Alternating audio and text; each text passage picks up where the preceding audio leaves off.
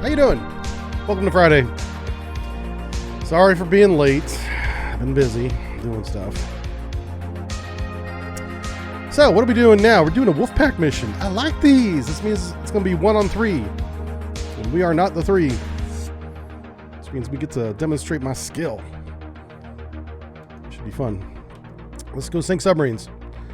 All right, they're 200 miles north of Iceland, and I believe that's called Greenland. But we can't get to Greenland, so we'll check the area between Iceland and Greenland. Aha! We have a customer. Oh.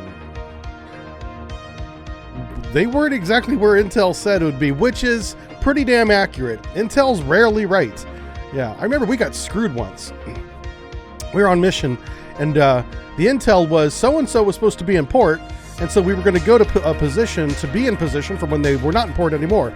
Well, turns out so-and-so got underway while we were trying to reposition ourselves. We ran right by the motherfucker, and we were like, hey, what's that?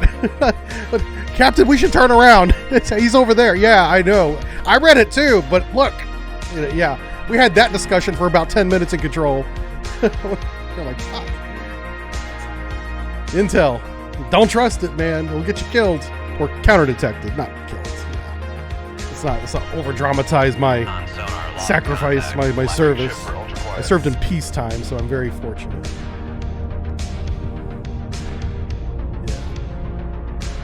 All right. Get to work, sonar. How we doing? Con sonar, new contact bearing 006. All right. Who we got? We got quick ones. Welcome to it, buddy. Glad to see you here. Happy Friday. Do I have a schedule? I do have a schedule.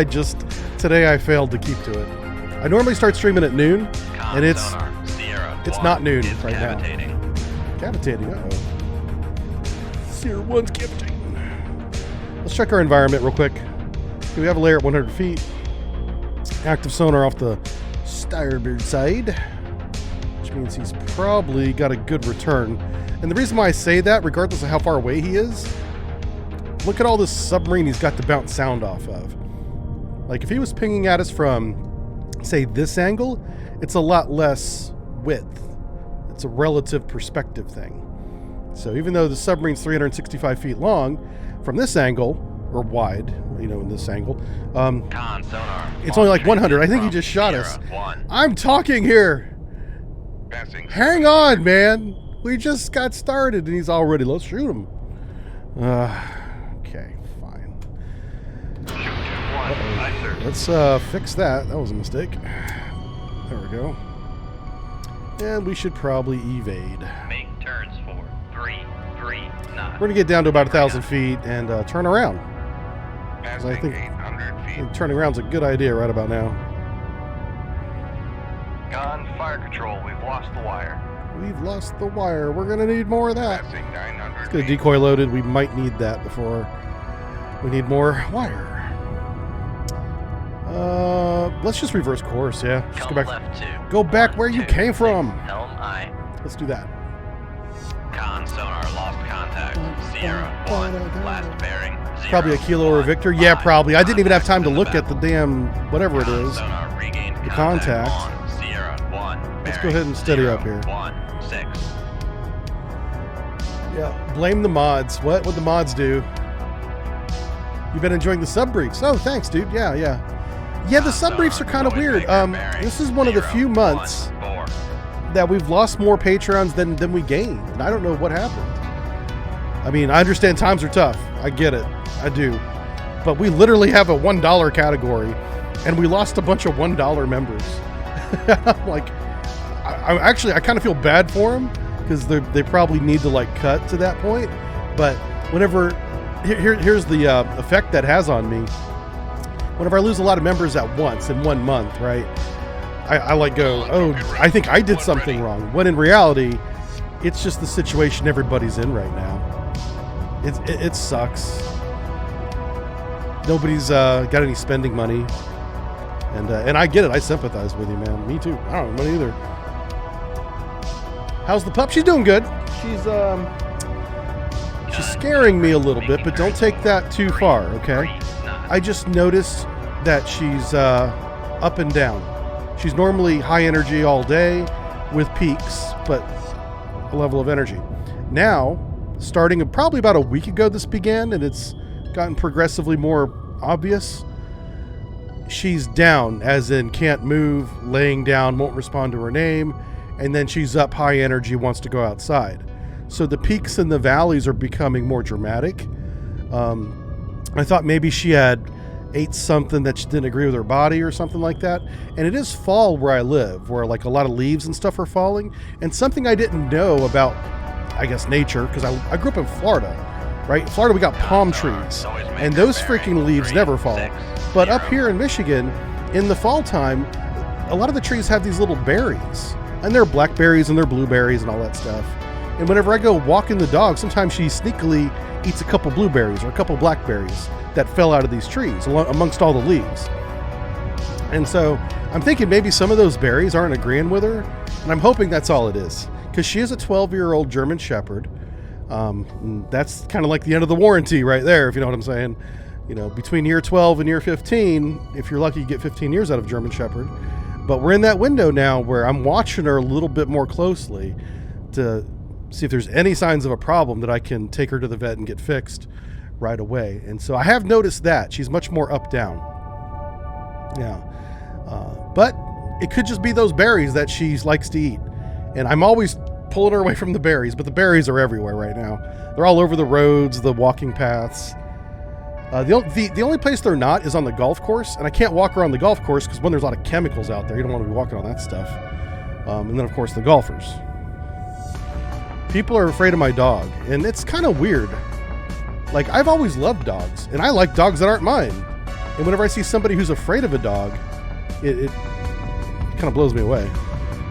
But yeah, I'm a big dog person. I mean, hell, animals in general, but dogs particularly. I like them.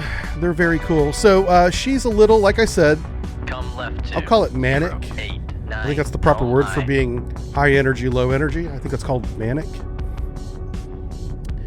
And if I could just get her to stop eating the berries when I'm not looking, well, she'll probably be fine. Yeah. 12 years is peak. Yeah. I was hoping that after 10 years old, she would kind of slow down a little bit. Not stop, but I like a dog that likes to rest. Sonar Sierra 1 is classified as submerged. Hey, submarine. Juliet. We killed it too. Awesome. There it is. All right, let's get out of here. Oh, there was another one. No. We may not get credit for this mission. Oh, we did. Oh, thank goodness. Holy smokes. I guess getting the Juliet was enough. All right, where else are we going now? Movement, replenishment. A Tankers and Tenders mission.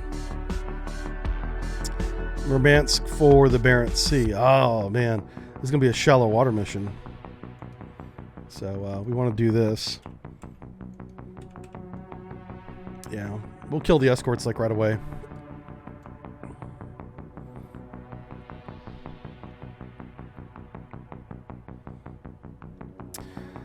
Yeah.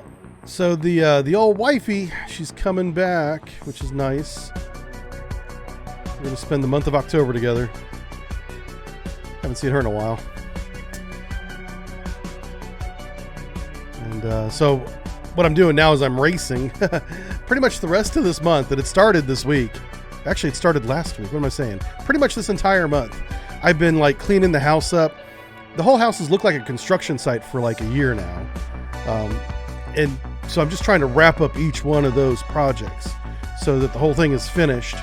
The house isn't finished, but the projects that are unfinished right now are finished whenever she gets here. So I spent that's what I did this morning. That's why I'm late, actually. I was doing all that. I was like, I could do this Saturday, but each day that I put it off is one day she gets closer to being here. So I was like, yeah, better do this now. On sonar, new contact bearing. Hopefully she'll like the changes I made to the house. I mean, I tell her about it, of course. You know, it's not like I'm doing this in secret. But I mean, it's one thing to hear what the house looks like, and it's another thing to actually live in it, right? And she's the decorator, not me. I mean, I'm good with audio, Like, I've got sound pumped through this house like you wouldn't believe. You want to have a house party, you come to my place. But she's more of the visual, and so I'm not very good at that. So, but the house sounds amazing.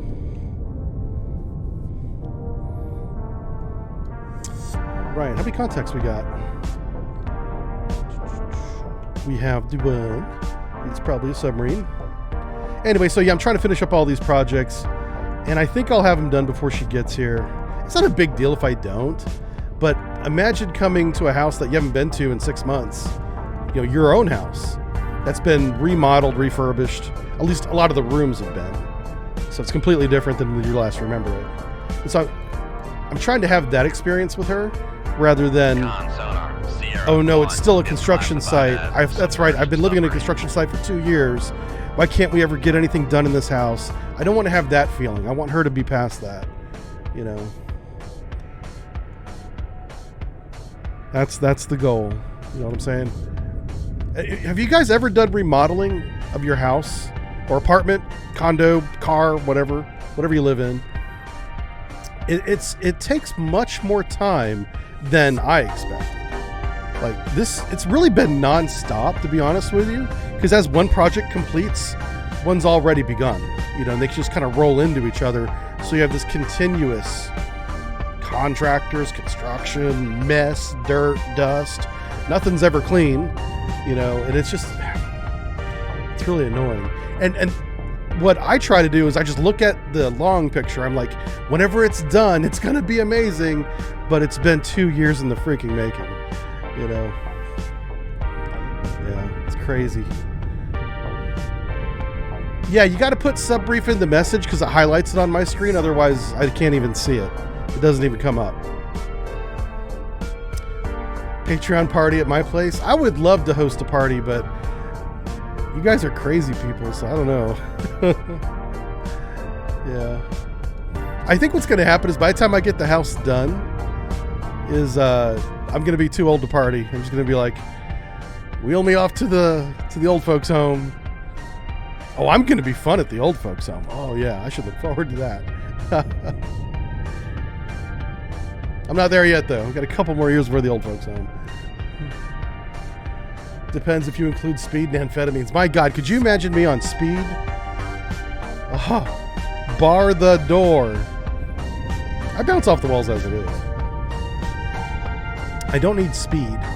If anything, I need to depress it. I need something that slows my ass down. That's why I like beer. There's other reasons for liking beer, by the way, but that's one of the reasons. I've remodeled whole houses. It's a pain. Yeah, there you go. Sissy knows.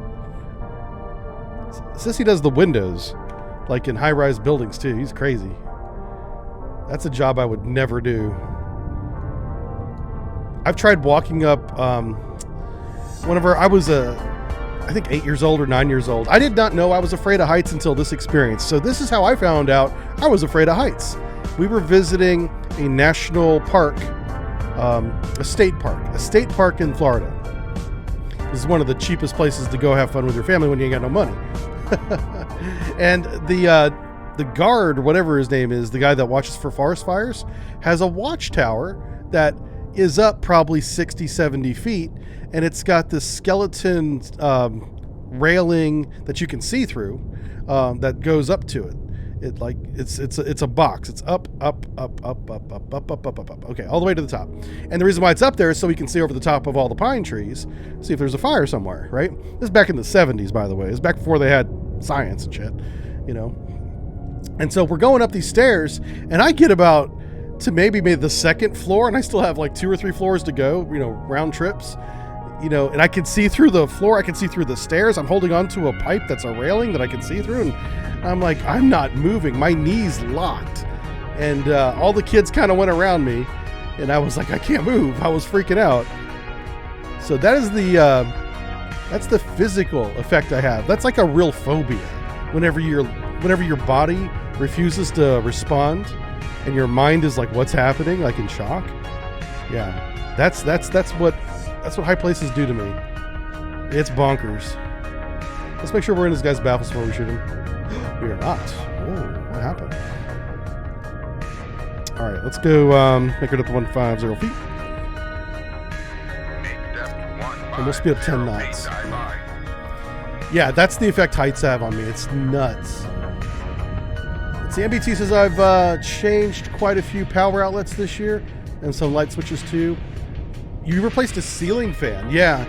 My Orlando house, whenever we actually built that house from the ground up. That was the only time in my life I'd done that. And if you can do that, that's how I recommend you do housing. Because buying a used house, which is 90% of buying houses, is never 100% what you want. If you can make your own house, it's nice. But whenever I did that, I had to install all my own ceiling fans. So every room got a ceiling fan. It was like 6 ceiling fans because we had 3 bedrooms, a family room, and my studio. Yeah, 6 ceiling fans. Oh, and then 2 on the porch. We had outdoor ceiling fans. So that was 8. Good times. I mean, it's not hard. It's just a pain in the ass. Because you got to get those blades balanced. And if at any point during the installation you kind of bump that motor the wrong way, the thing will squeak from day one. And you don't want your ceiling fan squeaking. All right, this has got to be, we got to be in his baffles now, right? Yes. Aye, sir. Yep. Did you see H.I. Sutton reporting on Russian nuke sub possibly entering the Med recently? I did a YouTube video on that. Yeah, it's the Severnensk. People are arguing with me about that too, which is great. I love it when people, think I'm wrong, which is, sometimes I am, right? But if they've got information that I don't have, that's what I want to know, So if someone thinks it's an Akula, which is what the other possibility was, I want to know why they think that. But it's not. It's the Severnensk. And it's not the Severnensk class. It's literally the Severnensk. Hull 1.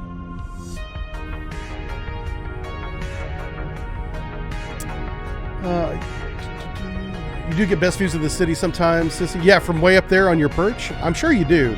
Like, there's a lot of benefits and perks to that. I'm sure you must get paid bank for putting your ass out on the line like that too. And I know there's safety lines and all that, but just the idea of being suspended on the outside of a building, even if you're on the inside but you're at the ledge, nope. No thank you. Not for me. So I'm gonna try and keep this torpedo in his baffles if I can.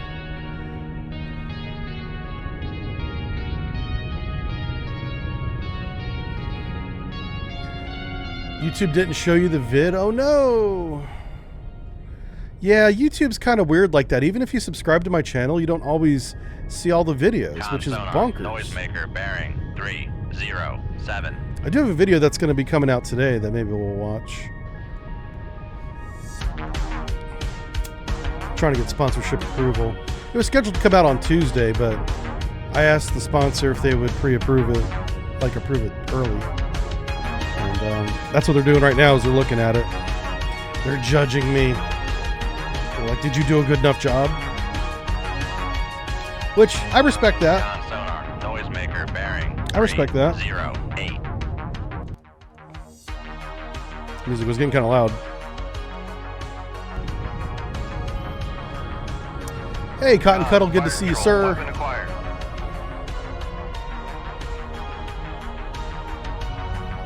Yeah, they wanted it on Tuesday, but I was like, listen, Daddy's got bills. I'm trying to finish his house, so let's get this video out there. Fire control, weapon acquired. I think I'm going to be done. Once these construction bits are done, I think I'll be done with the house for a little while. Because I can't afford to do anything else, to be honest with you. Fire control, weapon. Sonar, lost contact. Sierra 1, last bearing 3, But 0. like, there's enough done now where we can live in the house and not have the freaking bathroom flood like happened a few months ago. The only thing that's funny about that is that it happened on stream, and my poor wife, who never interrupts me during a stream and hates being on camera, actually came into the studio and was like, we have a problem. I was like, it must be really bad because I've never seen you in here before. Who are you, woman? You know, it was one of those moments, you know. Yeah, Papa needs new submarine equipment. Have you ever played Sub Command? Yeah, it's a good game. Sub Command, Dangerous Waters. I've played all the submarine games going all the way back to the DOS version of Silent Hunter 1, published by, I want to say, Microprose?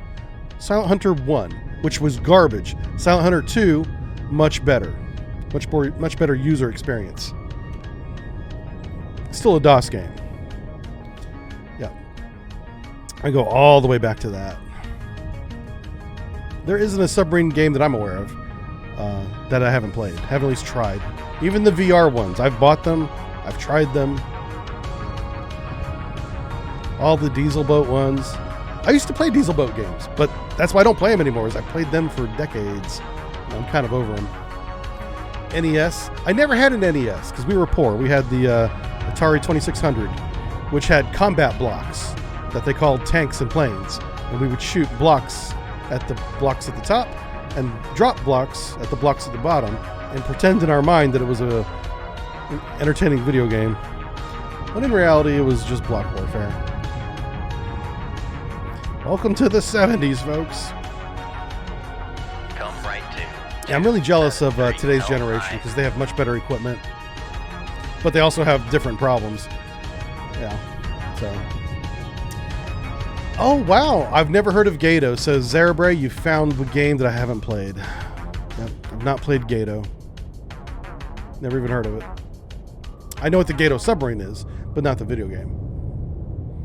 Your first ever epic war game was Flashpoint. I remember Flashpoint, yep. I played Flashpoint. I think that was one of the games where I died so fast, and I didn't know how I was shot. I gave up on the game right away. Which today I'll do that in a heartbeat. But back then, when there wasn't a Steam library, where it was hard to get games. You had to actually go out and buy them. You had to hope that they were in stock, and then you had to hope that they were not console games, because consoles got really big in the 90s. And they're still big today, but there was a big pivot from PC gaming to console gaming because that's where the money was in the 90s. Now the pivot is from console gaming to mobile gaming, because mobile gaming with microtransactions is extremely profitable. As much as people crap on Diablo Immortal is making millions of dollars a day.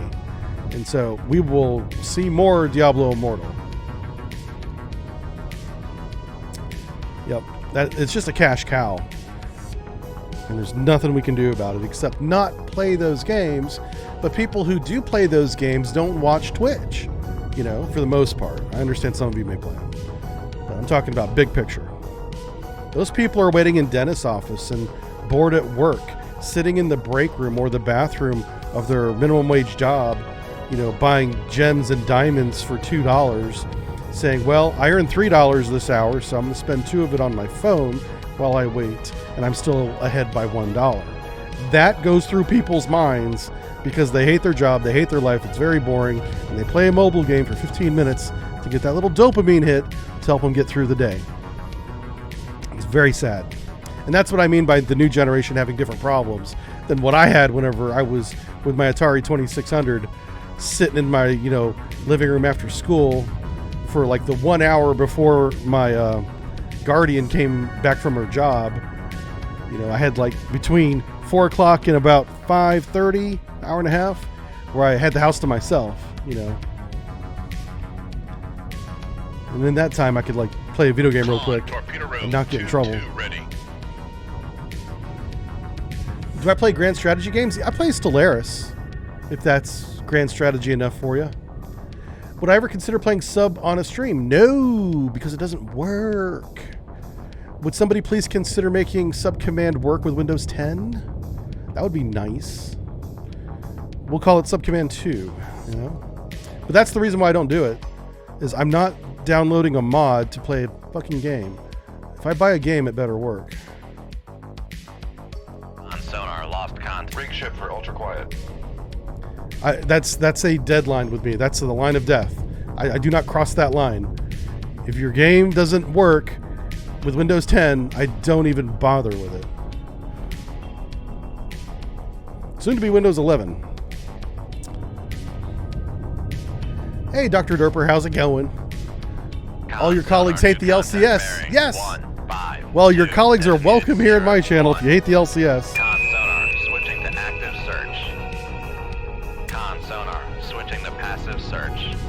Meant to do that. That's a new strat that I just invented. Come right to. Is totally give yourself away. And I, then helm I. go active sonar or something. Maybe they didn't notice the ping, Captain. Maybe they weren't paying attention.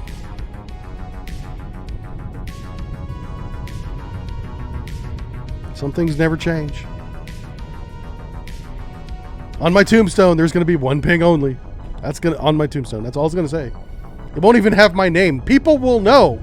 They'll be like, "Oh, it's the ping guy." Son of a gun. See, now he's pinging. Everybody's pinging. That's Trendsender.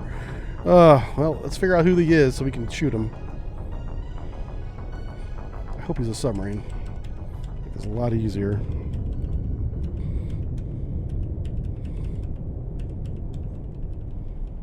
Nope, not a sub. Con sonar, Sierra 1 is classified as merchant. What the fuck? A merchant that goes active?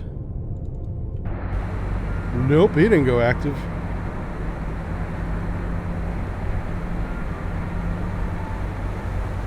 I don't see any more equipment. That means he's not a target. Okay. You, sir, you get to live. But who's your buddy? There was definitely active sonar. 099 helm I. Besides mine. There was active sonar down here in this direction. Oh my god. You really don't like getting promoted, do you? Yeah, I know, right? It's so crazy. I watched the old movie Up Periscope last night. Have you guys ever seen Up Periscope? I found that Up Periscope is actually much more of a realistic submarine movie than what I expected.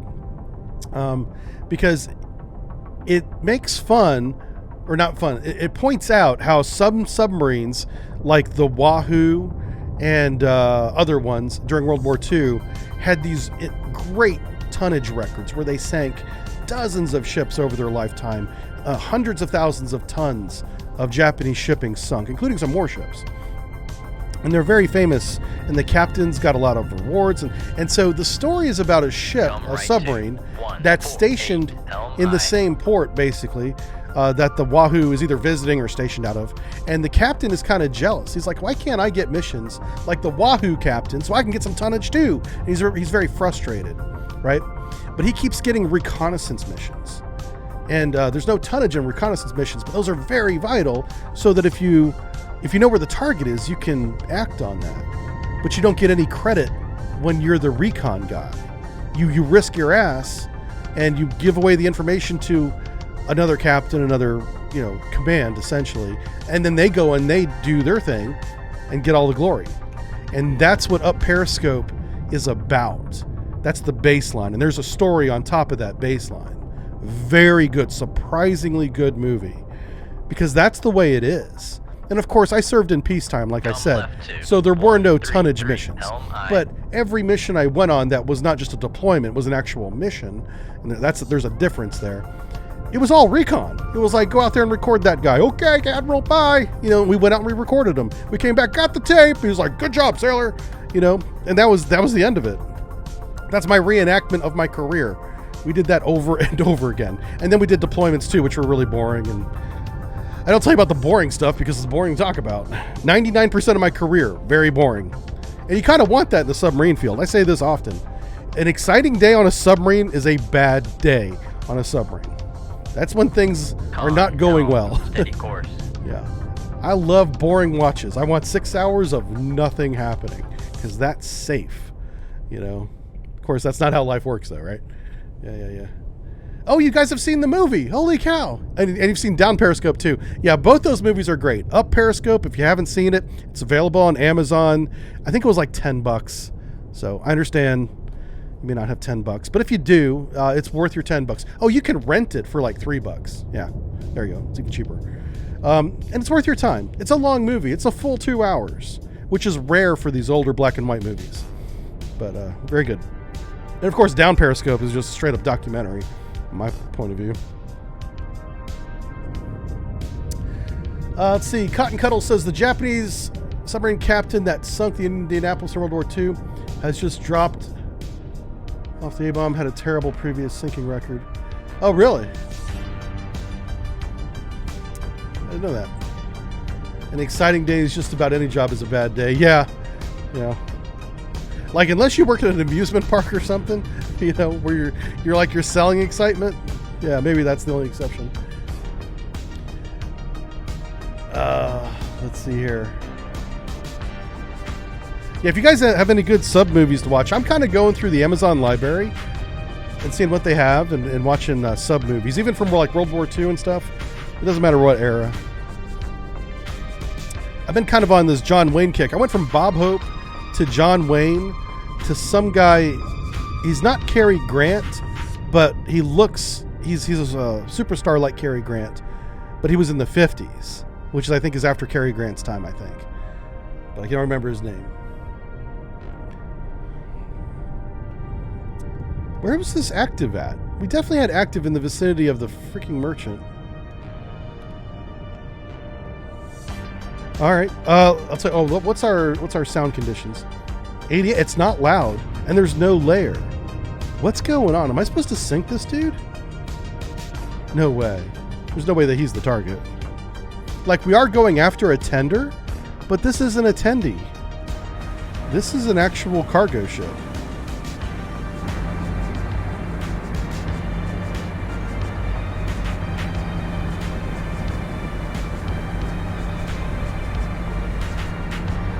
I mean, it does have a star. That doesn't mean it's...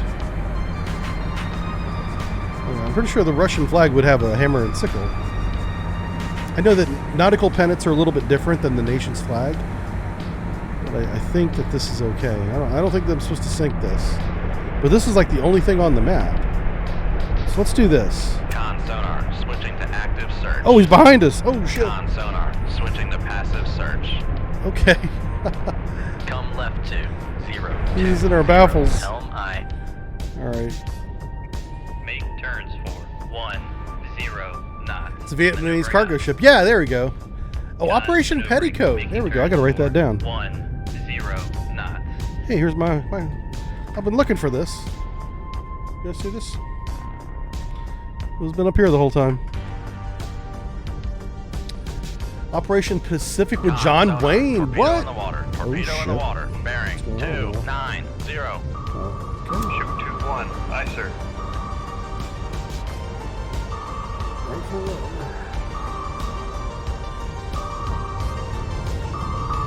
Con maneuvering. Making turns for. Passing 700 feet. Oh shit, that's the bottom. Passing 800 feet.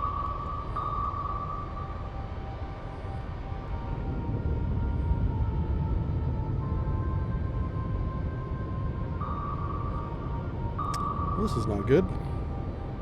Con sonar. Torpedo in the water. Torpedo in the water. We're about to have an Bearing exciting 240. time.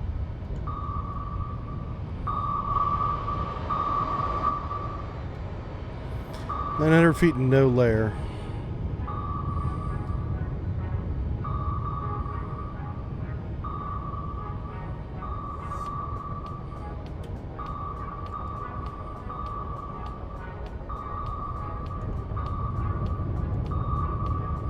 Come right to 192. Helm I.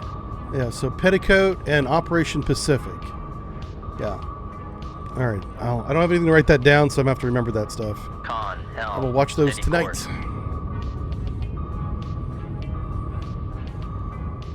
Yeah, it is getting shallower, too. We got to be careful here.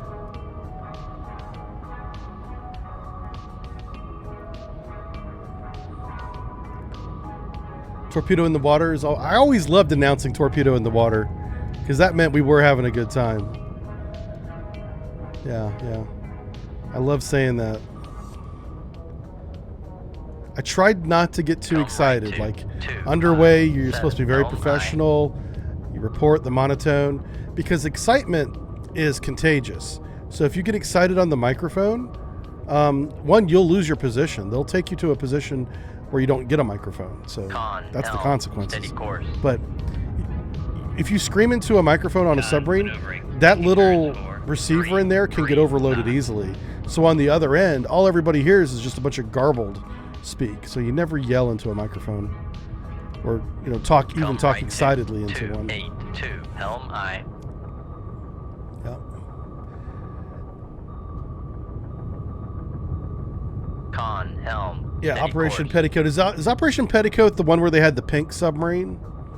And it could run on the surface because nobody would ever report a pink submarine? Is that movie?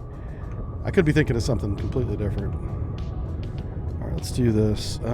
Slow down. So Rig ship for ultra quiet. Yeah, that's the one. Okay. I've seen it before. It's just I haven't seen it recently.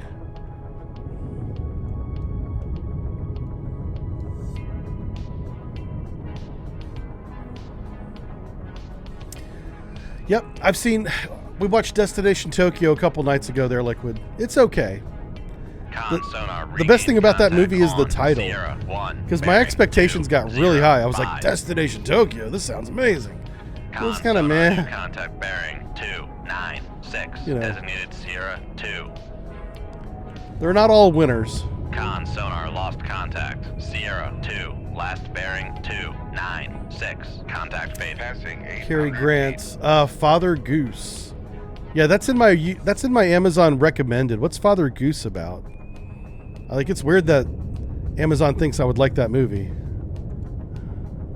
It's probably just because I've been watching old movies, and that's probably a popular old movie that I don't know about. That's probably how I got recommended it to me. Make turns for 10 knots. What movie sank a truck? In Father Goose, they sank a truck. Is that right? Oh no, Petticoat. Petticoat sank a truck. Yeah.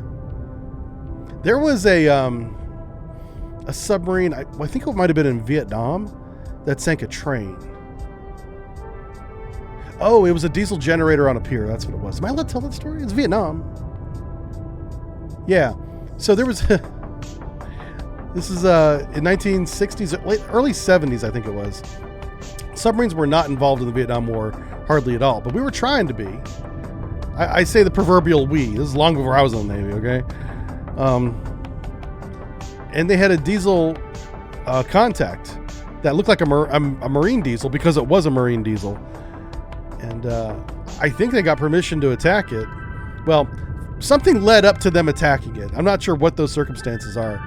It ended up being a marine diesel generator sitting on a pier providing power to the pier, which then provides power to all the ships and stuff that are tied alongside. And so the damn torpedo hit the pier pylon and blasted the pier itself to hell. And anyway, that story was famous whenever I was in. I never believed it, but apparently it's true. Apparently it actually happened, but the version that I was told was pretty, I don't know, it smelled of bullcrap. So I'm like, I'm not sure I'm believing that. Sailors, whenever you're junior and you're just getting into the Navy and you're going on board your first submarine, they will tell you anything just to see what you believe. And that was one of those stories. And I was like, I don't know about that one. Yeah, I do believe the one about the hydraulic oil valves being orange, because there they are. That's important. But the one about the diesel generator on the pier being a diesel submarine, and I don't know if I believe that one, but I don't know. Apparently there's some version of those events that actually did happen. Hey K-Man, how's it going? World War II was a barb where they had one on their sub flag. A train? Yeah. I'm pretty sure the one I'm thinking of was from Vietnam. But like I said, the version of that story that I was told had probably been retold so many times, like the telephone game, where all the facts have been changed. So it's not the same story anymore. But originally, it's something like that actually happened, yeah. Where the Kirov escaped. Have we sunk it since then? No, the Kirov is still out there. Yeah, Kelly's Heroes is a good movie. All right, CR2's way the heck over there. So here's what we're going to do. We're going to go this way, and we're going to stay at 10 knots. And we're going to just shoot a weapon at it. Apparently, this is a very long-range engagement. And we're okay with that.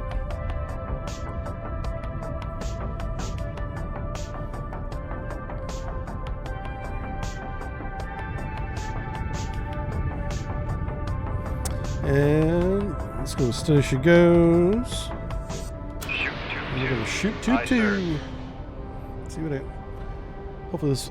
I came up from the bottom a little bit just so the torpedo would not hit the ground, right? I want the torpedo to be going right above the ground.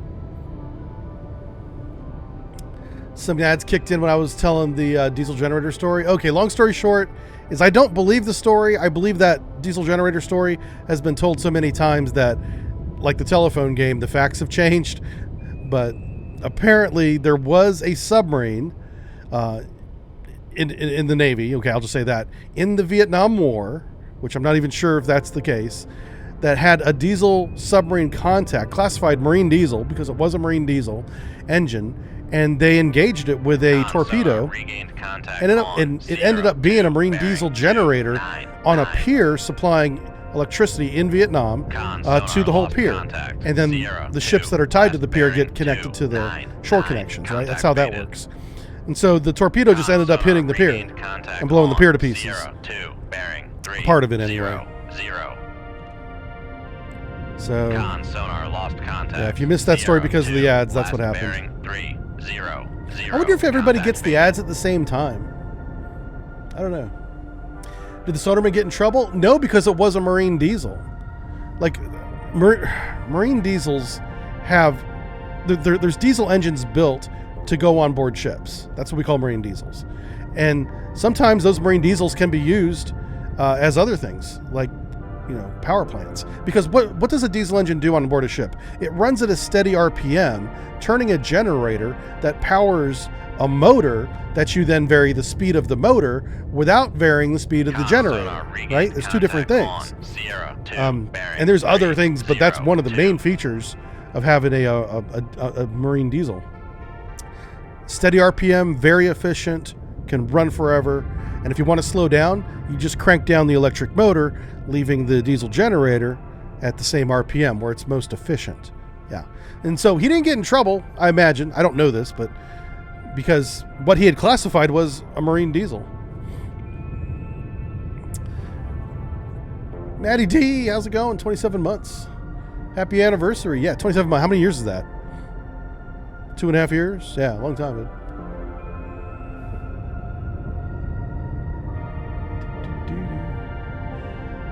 See, Tetzer says a motor gives strong torque. That's true. These are facts.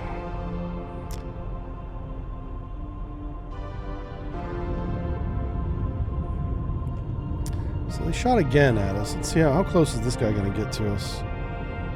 3,000 yards. Not that bad. So if you were to take the active bearing and the bearing the torpedo's on and see where they cross, CR2 is going to be on the other side of that cross. So whenever our torpedo hits this path, we should turn it on. And we also need to correct the course a little bit. So as soon as we get to this wake right here, if we turn on our sonar, we should see CR2. Some simple math there for you. Without doing the math. I can't tell you the math, but I can tell you the result of the math. Did I see a comment about parallel lines between The Enemy Below and Star Trek? Oh, wow. So Star Trek The Balance of Terror, is that a TV show episode? Or is that a new Star Trek movie I don't know about? What is that? All right, we're about there. So let's go ahead and turn this bad boy on. Boink. And we'll let him search. I did not see the comments, so probably I should go back through the comments.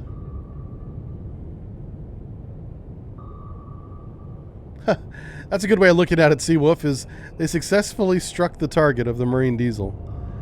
Target was classified properly and engaged successfully. One pier. Scratch one pier.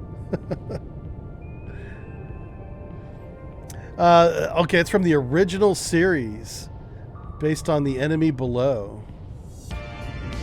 Yeah, The Enemy Below is an awesome movie. Like, that's one of the movies that I saw as a kid that piqued my interest in submarines. It has Robert Mitchum in it. Great actor. So I think, and I wasn't alive in the 50s, so I don't know. But because that movie, I think it came out in the 50s, might have been early 60s. It had a very soft touch on naval combat. It was like, we're all in this together on both sides, the German submarine and the American destroyer trying to kill each other. But the people were like, in that movie, we're like, we're just here because we have to be here. It was like that tone, right? So I wonder if because it had that tone, it didn't do well in the theaters. Like in today's terms, we'd call it going woke, right? That movie was the 1950s version of going woke. Apparently he's really shallow. Our torpedo's changing depth on us here. Management always loves the success in the result column. Yeah, that's true. So I was listening to a podcast of a guy that owns a company, a very successful company. He's owned it for years. It's over in the UK. And one of the things that he said is in his company, he does not hire managers. And he doesn't promote people into a management position. There are no managers in his company. There's him, there's a board, so they have those guys, and then everybody else is a worker with a responsibility and a schedule. And in order to help them get that stuff done, instead of hiring a manager to manage more than one employee, he'll hire assistants. I think this is brilliant. I wish I thought of this. So instead of hiring managers, he hires assistants to help his employees do whatever it is their responsibilities are. And I think that's a great way of doing business. Fire control, weapon acquired. Our weapon just reacquired him. This might be it. Get him. Make him go away. Sonar. Oh, he got him. He launched a noisemaker right at the last second there, but it was too late. Beautiful. Well done. Well done. Yep. It seems stinking over there in the background. Yeah, so what do you guys think about that? I don't know how many of you are in management or own a business, or maybe you're in a business that you're above management, like you're at the executive level, possibly. What do you think of the idea of not having any managers? You have employees with schedules and responsibilities, and if they can't meet those responsibilities, they get assistants. Like a physical person, you hire another employee that'll be like, you're helping Jake do this and Sally do that. One assistant can help more than one person. But he's not a manager, he's an assistant. Matty D's in management, like construction. Furby 100% agrees, you're in big corp, it's overfilled with project managers. Yeah, project management was a big university degree, I want to say in the 90s. That's when I heard about it anyway. It's probably been around forever, but I remember it got really big. Like they had TV commercials. You know, come and get your graduate's degree at said university and become a project manager. Apparently it was a real easy way to get a master's degree, because if you take a master's degree to a job interview, supposedly it helps you get the job. You know, maybe it does. I have a friend of a friend. I'll put it that way. There's a person between me and this other person who lied on their resume about having a degree, got the job, worked the job for almost a year before they found out she never graduated the college she said she went to. Yep. Got busted. But do you know what? It got her the job. She lied on her resume and got the job, and they didn't fire her. Nope. Worked there for a year. They're going to fire her and hire somebody else that they got to retrain. They were like, listen, shouldn't have lied to us. Don't do that. Probably cost her a promotion. Probably did. She got the job, and it was a good paying job. She made more money than my wife made, and my wife was pissed about that. She was like, "Pick it, little head bob. She got the job. She got busted. They didn't fire her." And I was like, sorry. Like, I'm taking cover at the dinner table, ready for knives and forks to be thrown at me. I was like, honey, maybe you should lie on your resume. That did not go over well with her. Anyway, but we love her. She's a lifelong friend of our family, so we stayed with her. My wife's head bob would baffle Jean-Claude Van Damme's high kick. She's really good at dodging shit whenever she gets angry. Yeah. That's how I know she's mad too. If I see that shadow moving in the living room or something, I'm like, oh. I'll just stay in my office for a couple extra minutes here. Let things calm down.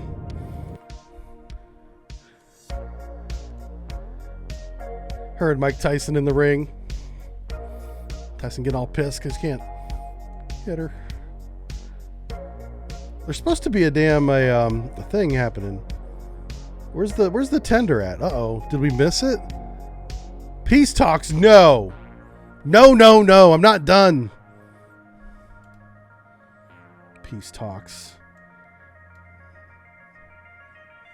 You know what? We better check our inventory. What's going on here?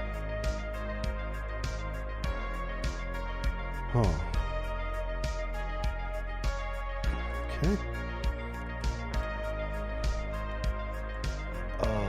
I don't know what's happening here. We're supposed to find a tender. I hope this is the tender. On sonar, lost contact. Rig ship for ultra quiet. Where's he at? Where's the contact at? Nope.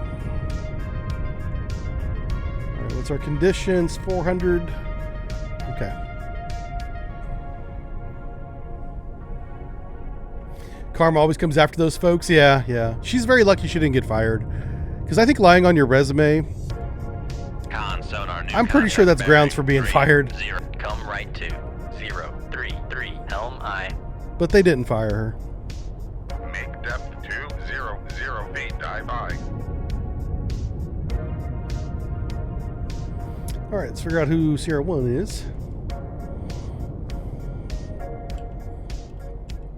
We should just come up Periscope depth. Let's do that. Let's come to PD. We're going to look at Sierra 1. If it's the tender we're looking for, we're going to kill it with a missile. That's the step 1 here. What's our speed? 5 knots. We're fine. You heard similar stories about a person who was dishonest on their resume and got terminated due to lying on it. Yeah. I mean, it makes sense. New contact bearing 217 designated Sierra 2. And so I'll tell you how she got caught. So if you guys are doing shenanigans like that, excuse me, you don't get caught. She got turned in by a fellow employee that she had a beef with. So during her first year, her and this other lady didn't get along.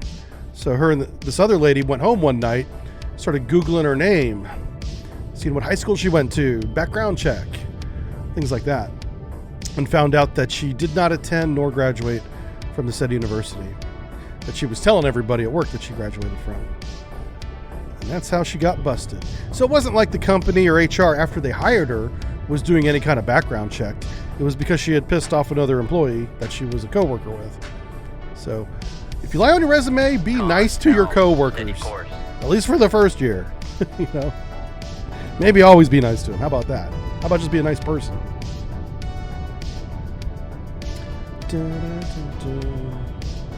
Watch us get killed in the first few minutes of the game. What's this one say? Raise the radar mast. Raise that radar mast. Oh, Jesus. Con sonar master 2 is classified. Oh, we found him. Escort. This is him. Shoot 4. All right, Mercy Deep. Mercy Deep. Mercy Deep. Make turns. Con sonar, we are cavitating.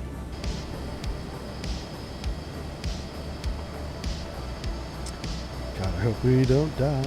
We might be dead. Passing 100 feet.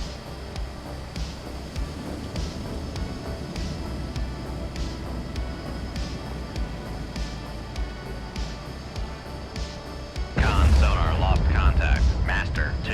Last bearing 216. Contact breaking up. Crap. Oh, shit. That's not exactly what I wanted to have happen, but that's what happened. Come right to 176 Helm I. All right, Kaz back. We're going to get you.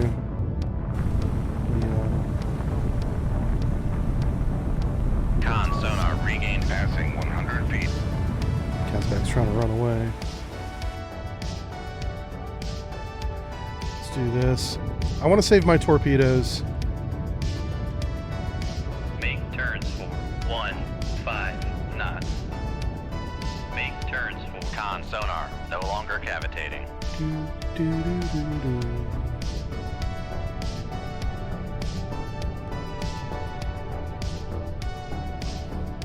Thing about a degree is very easy for employees to check, and many do. Who says this? Dr. Derper says this. Far more common and encouraged by Con jobs. sonar regained contact on master 1 bearing. Make turns for 5. Yeah, that's the knots. thing. Maneuvering eye. I think if you don't have at least a degree of some kind, 2-year, 4-year, whatever year, you're really at a disadvantage anymore. And that's a shame because we need people in positions that don't require degrees. Like my plumber that fixed the bathroom that flooded, Maneuvering. he got paid a lot of money just by me knots. to fix that shit. And then we had to fix drywall. We had to hire a painter. Like all this stuff had to get fixed. And I'm sure none of those guys have any kind of business degree, but they're very good at plumbing, drywalling, and painting. Tube 3 ready. You know. So yeah, it's a shame. Shoot tube 3. I can't in good conscience recommend young people not go to college because I think most of them will need that degree just to get a job interview. I really believe that. Like there was, I'll give you an example. This is a little bit of a side note. Obviously, I can't tell you the gentleman's name, but he's a viewer. He's somebody that watches our streams and YouTubes. And he's a young guy. He just graduated college, high school. No, it was college. So he's coming out of college just over this last summer here, and so he's going into the workforce, right? And he sees my videos, and he's super excited about joining the Navy. And I'm thinking, great. He didn't go to the academy, but he's still qualified to join the Navy. You know, you just got to go to officer candidate school. And he was like, whoa, no. I'm going to be a sonarman. He's got a 4-year engineering degree. He's in STEM, science, technology, engineering, and what's the M? Math? Whatever the M stands for. And I'm like, dude, listen to me. You can be an engineer. Like, you can join the Navy still and be on submarines, but I can't in good conscience tell you to join the Navy as an enlisted man. He was like, life as an enlisted man is tough. And compared to officers, you know, you're going to be regretting your decision the rest of your enlistment. And if it's submarines, it's probably a 6-year enlistment, not a 4-year one. So I was like, for the next 6 years, I don't want you hating me for letting you join the Navy as an enlisted man with an engineering degree from Cornell or whatever college he was at. It was a nice one. And he was like, no, I want to be a sonarman. And I was like, listen, there are such things as sonar officers. So you can join, get on board the boat, and one of the first jobs you get as an officer is to be a division officer. So you get the radio division, you could get a nuke division, but you might also get the sonar division and become the sonar officer. You know, there's a chance you could do that. No. I want to join and go to boot camp and be enlisted with a goddamn engineering degree. 4 years. And after we had this back and forth, and I explained in great detail. I was writing paragraphs to this guy. And anybody that ever emails me knows that I don't do that. I'm a very much yes, no, or I just don't respond. But because I felt bad for this kid, he was about to fuck up his life, making a very poor decision. You know, I wanted to sit down and explain it to him. And he just stopped talking to me. I think he might have joined the Navy and went to boot camp. Yeah. Now, there's some benefits to that. Whenever the Navy finds out he has a 4-year degree, he'll be immediately promoted to E3 out of boot camp. So he'll get some extra rank right away. Most people make E3 within the first year and a half, but he'll make it in the first month, you know, after boot camp. So it's nice. And then as a person with a 4-year degree, especially in engineering, he will be pushed, encouraged to apply for officer programs, which they don't require that. They require you go to college and then you can apply for the program. But since he's already finished the college, he literally just has to apply and then get selected, which who knows if he gets selected, you know. But I hope it works out for him. I think he joined the Navy as an enlisted man because he never got back to me. But I had to tell him over and over again, over multiple emails, over multiple weeks. Don't do that. And if he did go to boot camp, man, I hope that he remembers that I told him not to. I hope he doesn't get mad at me and be like, this guy lied about the Navy. I was in a different time than now. Landing force near Murmansk. Heading Norwegian Sea. Oh. I thought we were doing peace talks. Apparently not.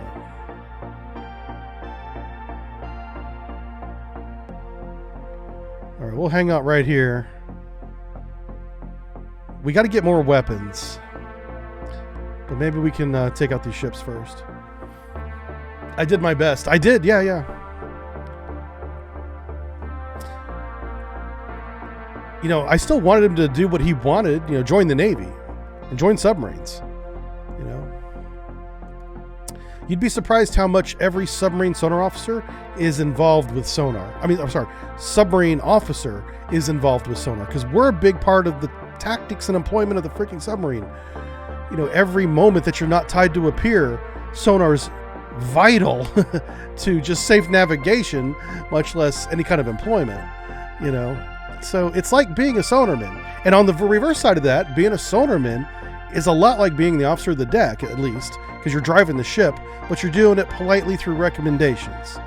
So there's a filter there. You're like, sir, I recommend we come to course 180, so we don't run into the trawler's net, sir. And then they're like, oh, okay, we'll come to 180 because Aaron said so. Yeah. So you do, as a sonarman, you drive the boat, but you do it indirectly. Also, fire controlmen. FTs, they do the same thing. They indirectly recommend certain actions. You know, there's a couple caveats to that. You have to recommend actions that are in accordance with naval warfare publications. If you don't do that, and you get a reputation for not doing that, just because you think it's a good idea, you'll lose credibility. I mean, the naval warfare publications are written in blood. So you need to follow those, you know. This is bad. Shit. This is the fleet.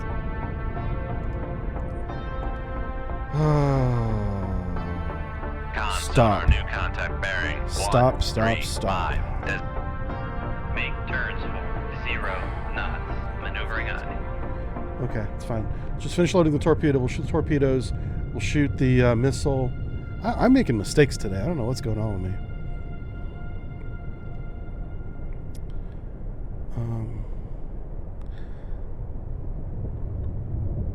How much water do we have? Do we have a layer? No. All right.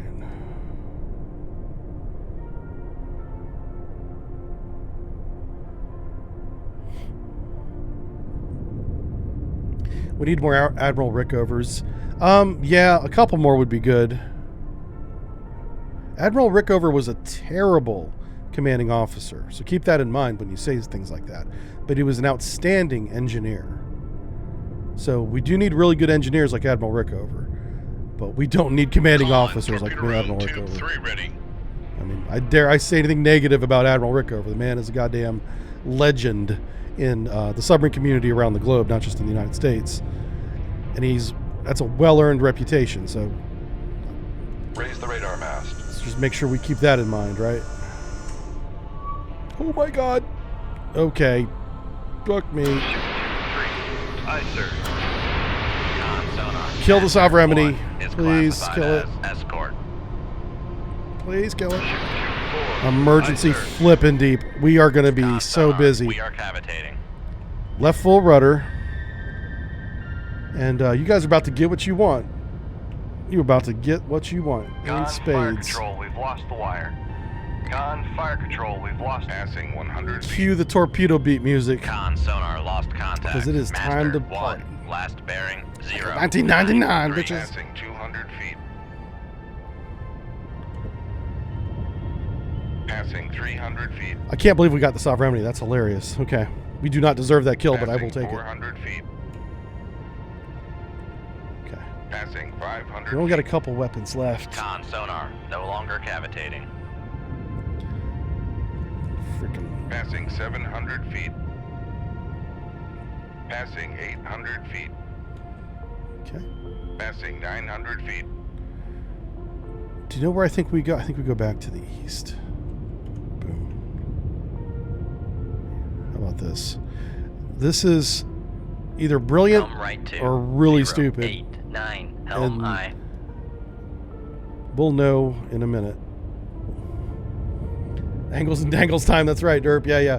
One of your boys with a chemical bachelor's degree couldn't find a job because of COVID. Signed paperwork for officers. Oh, there we go. Yeah, beautiful. Con, helm. Good for him, Con, man. sonar, I really hope he torpedo enjoys in it. the water. Uh-oh. Torpedo in the water. Bearing 2, 0. Oh, we four. should have kept going. That's my fault.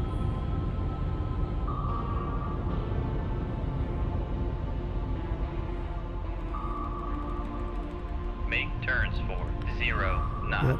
Maneuvering I. Shoot 2-2. Okay, let's get back up to speed. Make turns Give it a right full rudder. 2, 0 knots. Maneuvering I.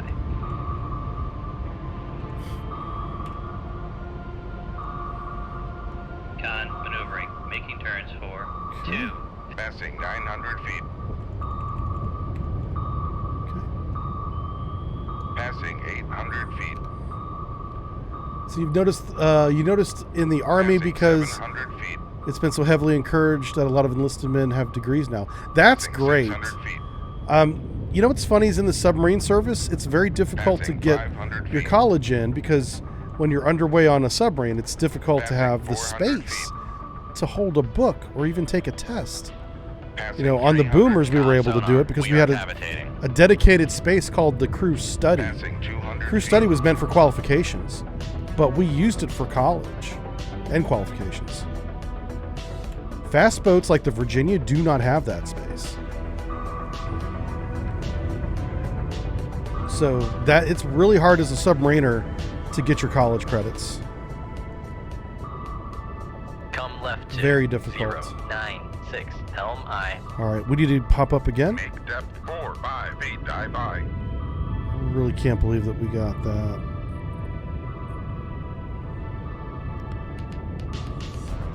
Con. They're probably going to be Make sending turns aircraft 0 after us. Con sonar. No longer cavitating.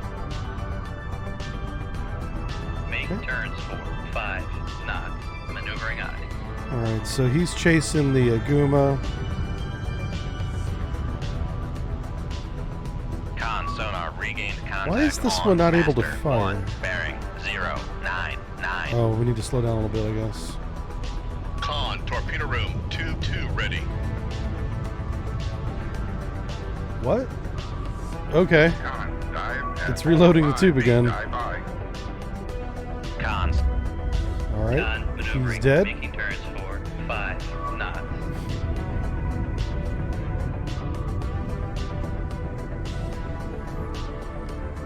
Con sonar regained contact on. You know what we're master gonna do? 6, Let's do bearing this. 1, 6, 3. Let's give him something to think Fire about. Control, we've lost the wire. Con sonar regained contact on. Master 4, bearing 1, 6, There's a lot of 9. explosions going on out there. Con sonar regained contact on. Master 5, bearing 3, 4, 1. This is a defensive shot right here to keep him from charging down our necks whenever we shoot this missile. We're going to reposition to the east here in a second. I think we're going to do a radar scan. Raise the radar. I need updated courses on all these guys. And who is this torpedo killing? Con, torpedo Okay, that alligator's going away. This is good. Master 2, last bearing 1, 7, 7. Contact breaking up.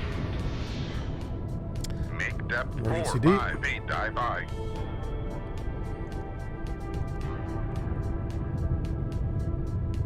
Didn't I say emergency deep? Con sonar, we are cavitating. Thank you. Con sonar lost contact. Master 7, last bearing 2, 0, 6.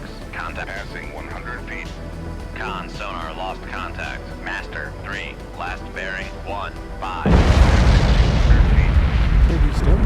Con sonar lost contact. Master 5. Passing 300 feet. Come right to 1, 4. So they're evading to the LI. south. So I'm going to reposition my evasion to the southeast. Once we have 2 weapons loaded, we'll come back up and re-engage with the missiles. Con, helm, steady course. Let's see here. Seawolf says it's more of a cultural thing. This is talking about the United States Army. Con, torpedo As a room, non-commissioned 2-1 officer, I was actively encouraged other soldiers to pursue education and enhance their military career. Con, As well- sonar, torpedo in the water, So- torpedo in the water, bearing 2, 5, 4. Really? Fuck. Make turns for 0. Con, sonar, no Shift the longer rudder. cavitating. Shoot 2. Make turns for 1, 5 knots, maneuvering on. He's so close to us. Con, maneuvering, making turns. I need speed now, Make man. turns for 3, 3 Give me knots, speed now. maneuvering on. Oh no. That was a really good shot. I don't know who shot that torpedo, but it was right on top of us. Passing 700 feet. Passing 600 feet. Con, Any more sonar, decoys we or are do? cavitating. Okay. Cavitating is Passing fine. 400 feet. We don't really have a layer to hide above. Passing 300 feet. Con, torpedo room. Passing 200 feet.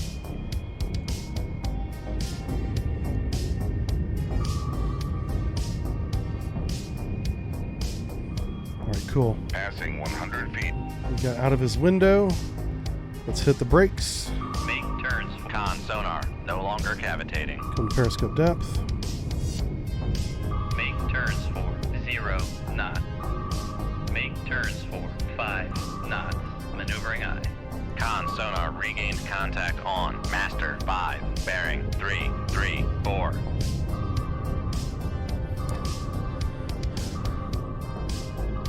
Let's see. MBT says you didn't want to go to college until after getting out of the military. Yeah, it's really hard to do, especially whenever you're on a ship. I imagine the bigger the ship, at least you have space to go to college. Con, dive. Still not 10, easy, 4, though. 5, 8, dive by. I wonder how the Army manages it. And there's people in the Army in the chat. You guys can tell us. Con, Like, sonar, how regained are contact you an on. active duty Master, soldier 3, bearing at Fort 1, Benning or 5, wherever 2. and going to college at the same time? Like, how do you manage Con, that? sonar, regained contact on. Master, 6, bearing 1, 6, 6.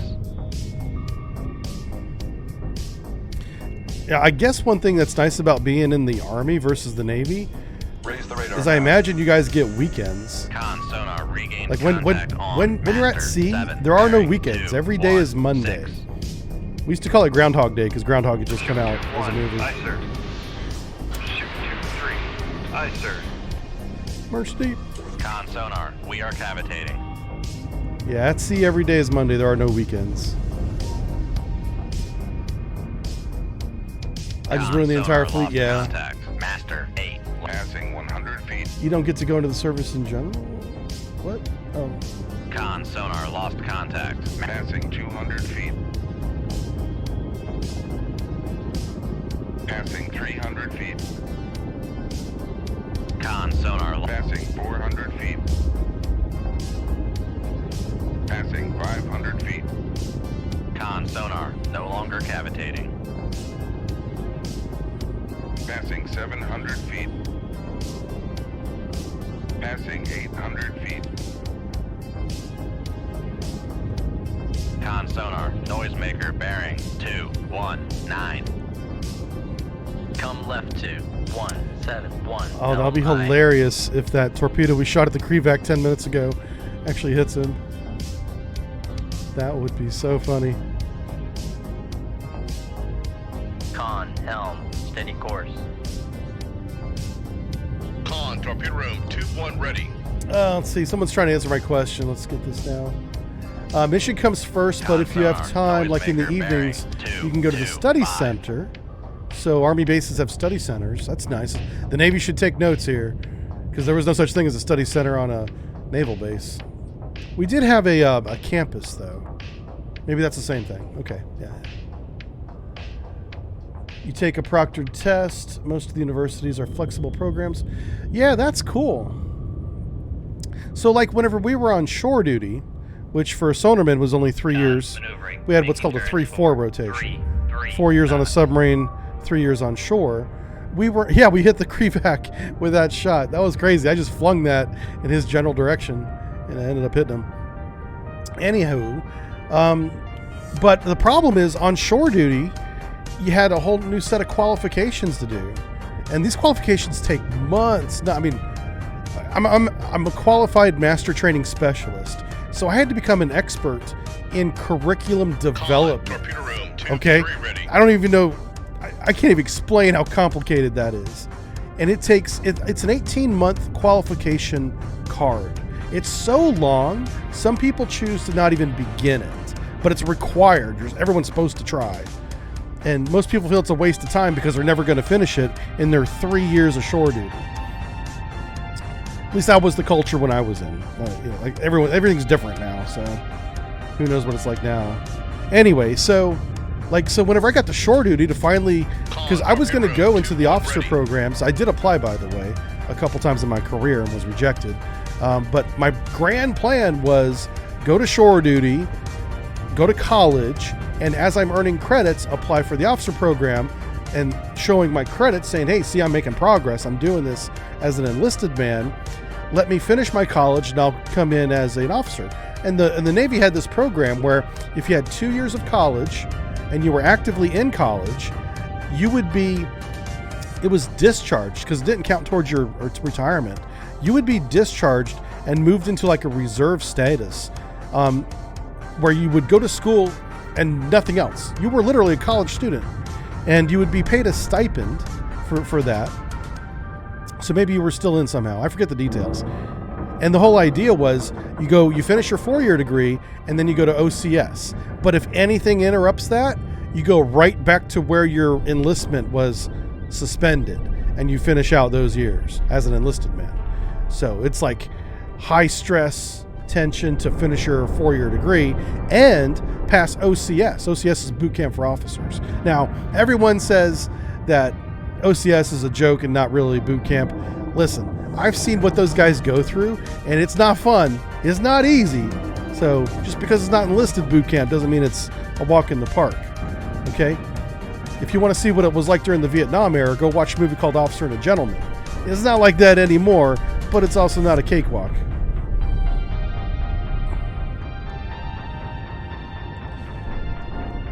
My girlfriend in the Navy always reminded me of that movie, Officer and the Gentleman. Come left to 15. She was like, I want you to be an officer, sort of like Officer and the Gentleman. It's a romance movie, so you guys may not Passing enjoy it. 700 feet. God, she was Con, crazy. helm, steady course. Passing 600 feet. Crazy women are fun. Passing I 500. freaking love Con it. sonar, we are cavitating. Passing 400. But Con sonar, no longer cavitating. that relationship ended as expected. Passing 200 But it was fun while it lasted. What is AOCS? I've never heard of that. Don't date crazy. Oh no, dating crazy is fine. Just don't marry it. Yeah.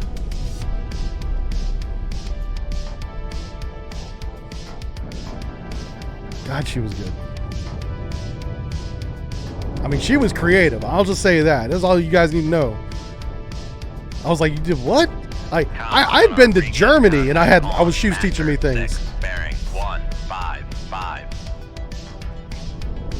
Con sonar regained contact on master 5. Bearing 345. Can we raise that radar mast one more time? Con maneuvering, making turns for 5 knots. There it is. One more alligator. Shoot 2-3. Aye, Looks sir. deep. Con sonar, we are cavitating. Do we have any more missiles? Nope. All right, we're gonna let the Aguma live to tell the story of what happened here this day. Passing 100 feet. Con sonar lost Hey, Fives. contact. Master 5. Last bearing. He says, glad to see you during my lunch 3, break. Uncle 4. Sam has kept me very Passing busy of late. 200 feet. Any idea of Sonar lost contact. will this be put on? Yeah. I'm falling behind on my edits. I have three. Well, counting this. Passing 400 feet. I've got 3 videos to edit and put up on OnlySubs. This one will be on Passing OnlySubs as well. 500 feet. So sorry about falling behind on that. Passing 600 I've been working with sponsors, and contractors here in the house. It's been a very busy week. I keep saying week, like the entire month of September has been insane because my wife is coming back to, she decided she liked me again. I'm just joking. She still doesn't like me. But she's coming back. And so I just wanted to have the house ready for her. Oh, God, everyone's going to get the wrong impression on it. For those of you that don't know, my wife's working a contract job in a different state right now.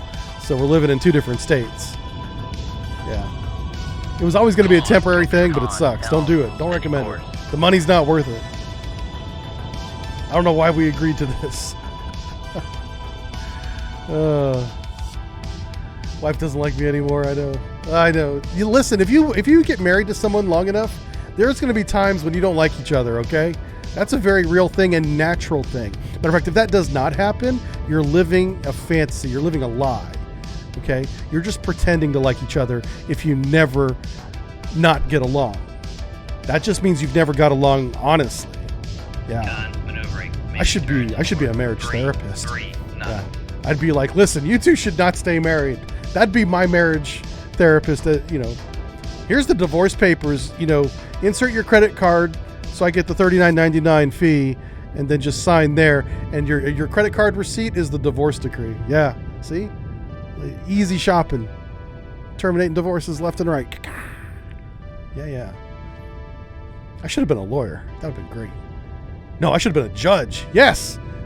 Just take me right to the top. I want to be a judge. I passed judgment on this fleet. And now it's on the bottom.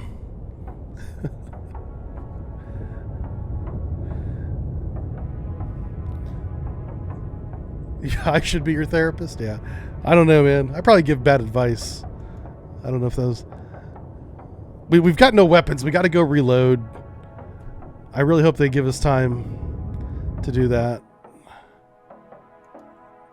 All right. Give us some medals, Admiral. Come on. Why can't I get a medal around here? I was afraid of that. This is the last mission of the campaign we're about to go do. And we have to go all the way across the map twice, which means we may not have time to do the mission. The mission may fail before we get to it. If we can at least get to this mission, we're going to be just fine. But all we need is torpedoes and decoys. Come on. That's plenty of decoys. And yeah, okay, anchor's away. Let's get out of here. Oh, it's not running into any of the Shetland Islands. And we're gonna go right to where my cursor is, top of the map. And we may get a message at any moment that says, "Game's over. You failed to get the ballistic missile submarines." That's a very real possibility. I'm gonna skirt the edge here. Okay, they didn't find us. That's great. All right, let's double check our orders. We must infiltrate the bastion. Find, sink them. Okay, Barents Sea. Got it. You're up here somewhere. They're usually way at the top of the map here. It'd be nice if Norway... Oh, there we go. I think we got them. Okay, here we go. A very strong surface duct. Okay. We're going to stay at 25,000. Rig ship for ultra quiet. Yeah. Okay, so there's ice pack overhead. And there's a ton of submarines. God bless America. We are really screwed here. Okay, so we need icebergs, ice keels, anything that will absorb torpedoes, because they're going to shoot at us a lot. There's one over there to the right. Make that my left. Come left to 194 Okay. Helm I. We do not end this mission until the Typhoon is dead, and it may take an hour. It's going to be long. There's like a bazillion submarines protecting this Typhoon. Let's get away from the bottom. I don't like being this close. Like 300 feet, 200 Make feet. depth 250 feet. Dive by. It could be a delta. That's true. Did I ever do a sub brief on Russian in-serve equivalent? Oh, I did do one kind of, because about the Moskva, right? But it wasn't very in-depth. There was a video on YouTube that was recently posted on another channel where that gentleman got the Russian maintenance report. I don't think it was in-serve, but it was a maintenance report, and it was damning. The only weapon that worked on the Moskva as it was being employed in the Black Sea over the past, well, it was like just a couple months, was one defensive cannon. That point defense cannon. They had 1 out of 6. One of those worked. Nothing else worked, including the radars. Some of them didn't even power up, but if they did power up, they didn't work properly. So the Moskva never had a chance, never even saw the attack. The Moskva, it's been learned, was a paper tiger, maybe that's a good example. It was there because it looked impressive. And the moment Ukraine attacked it, it was sunk, it was destroyed. Yep. I don't know how that guy on that YouTube channel got that report. And it's not like I want the report and to do my own version. I'm not going to repeat what he said. He did a great job. But how did he get that report? What website do you go to? Who does he know? Who do I need to contact to get that same kind of access? That's what I want for future videos. Okay, so we're going to do this. Speed up 10 knots. Launch transient from Sierra 1. Ooh. You know what? Screw it. Let's go. Make turns for 3. Con sonar, we are cavitating. Okay. It was leaked on the internet. What? Yeah, definitely vibes. Go. Send me that link in the Discord channel, please, as a direct message.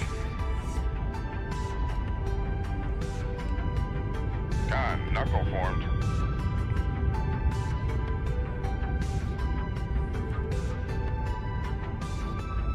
Did you see the documentary about the British Royal Navy helping rescue the stricken Russian submarine years ago? Con sonar lost contact. I know they Sierra tried 1, with the bearing Kursk, but that was 317. rejected. Contact is in the baffles.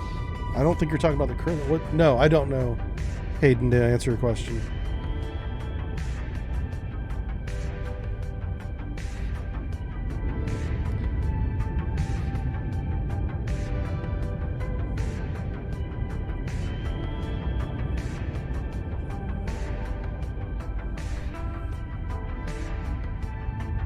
Yeah, it didn't even have watertight integrity because of the water's, the doors, watertight doors. Okay, there we go. He's going to cut his wire, which means we are going to maneuver. Once he cuts his wire, you want to get out of the way of the weapon. I did that initial maneuver way too early. But now, his weapon is doing a snake search. Coming right down on us, by the way. But we're going to put, like, this angle, right where my cursor is, where his torpedo's at. You see the angle I'm at? That's the optimal way to get as much speed away from the torpedo and also getting out of the way of the torpedo. You want to do both things. You want to open range as fast as you can, and you also want to get off the track. And so this relative angle is what you want. Mr. Twister, thank you for the 9-month resub. Sure, yeah, send it over on the DM. Yeah, or PM, whatever you want to call it.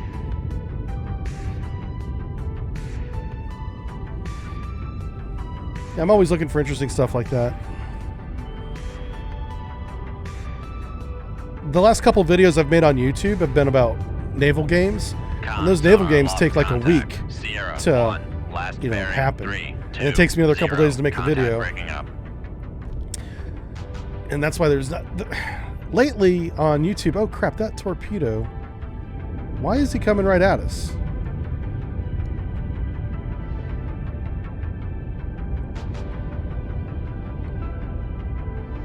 Fuck. Okay, let's shift course. Knuckle formed. This torpedo Can't be wire guided. He's dead. The guy that shot him is dead. Okay, he's not changing course again. Huh. Apparently the Tango that we just killed didn't cut the wire after all. So that's why that torpedo was still following us. That looks like the edge of the map. What? Is that really the edge of the map? No, it's not.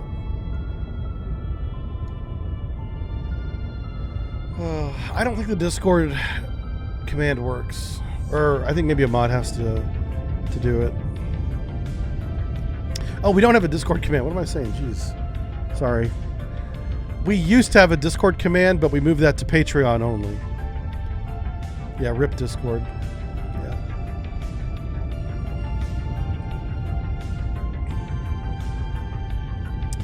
Bum, bum. Yeah, it was the edge of ice. You're right.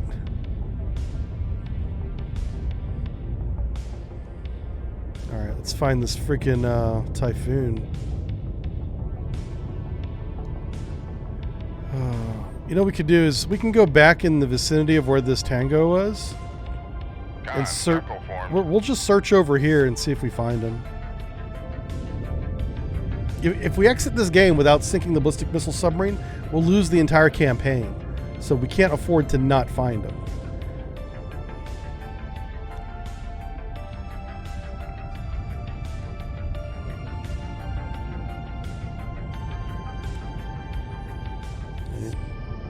He's not over here. This is the ice thing. Where are we in the big picture? Yeah, on this map somewhere is a ballistic missile submarine. And we're kind of right in the middle.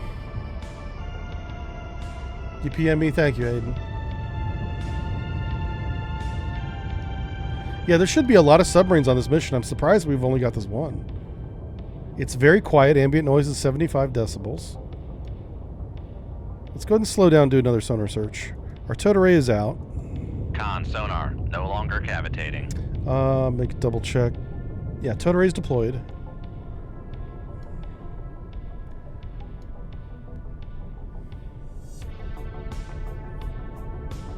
Thank you, Fives.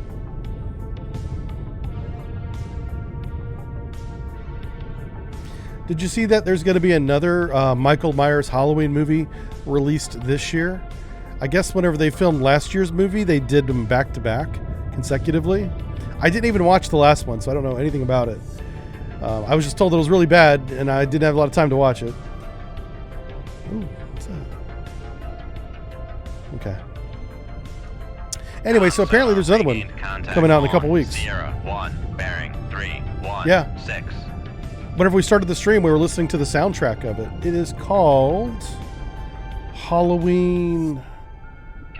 It's like some kind of conclusion or something. 5 knots. Yep. Someone Google it. I can't Google it, obviously.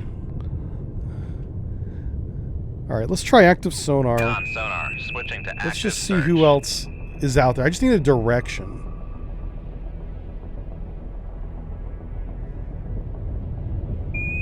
Con sonar, Sierra 1 is classified as submerged submarine. Yeah, we knew that sonar. Good job.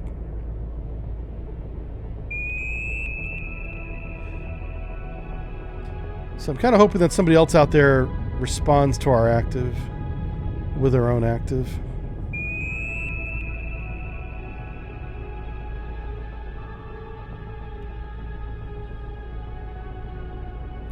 Okay. Let's go and secure the active. Sonar, switching to passive search. And we're going to go to the north. Turns 4. Con sonar, we are cavitating. Because we've evaded down to the south-southeast. Nothing's down there. So let's go to the north-northeast. And we'll do a search up here real quick. Con, helm, steady course.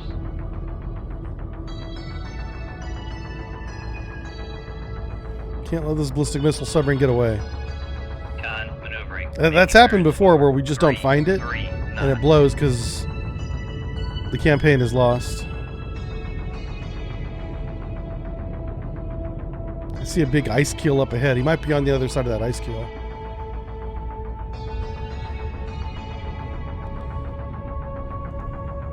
Come left 2, 3, 1, 5. Helm aye.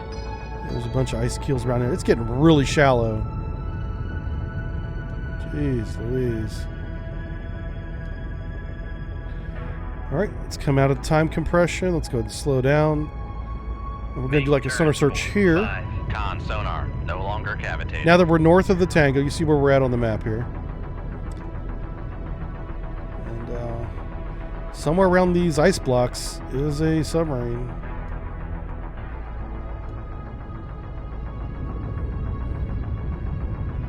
Have I found the red turkey yet? No.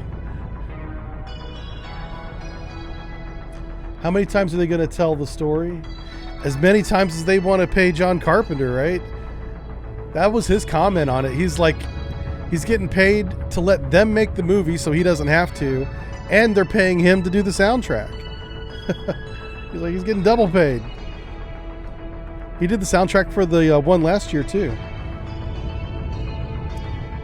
He's a pretty good musician. He's not great. His talent, I think, is more in storytelling, you know, in suspense. That's his talent. But he's not a bad musician. 5 knots. He's better than I am. Con sonar, switching to active Let's go active search. again. I'm just curious about these ice things. I was wondering if they spawned on top of the ice, which I thought would be funny if we saw that, but no. God, where are these submarines at?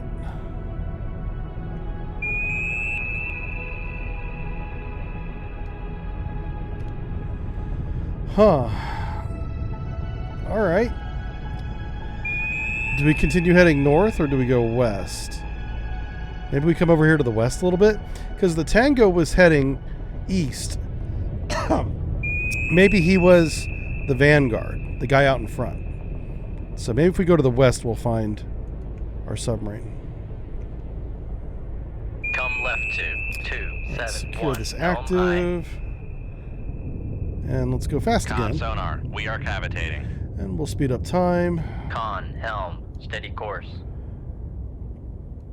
I'm pretty sure these ice keels that go all the way to the bottom are blocking the sonar signature of the bad guys. Making turns So for we just need to 3 go around 3 them. knots. I thought I heard a torpedo for a second. It got me all nervous.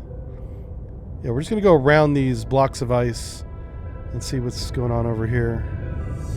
This is the first time I've seen this kind of environment. I've been playing this game for 4 years, 5 years. And I've never seen the ice go all the way to the bottom as consistently as it is here.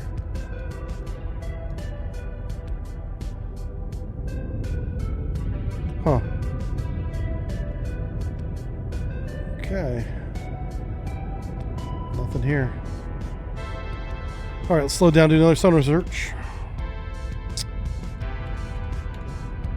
Make turns for 5 knots. Con sonar, no longer cavitating. Con sonar, switching to active search.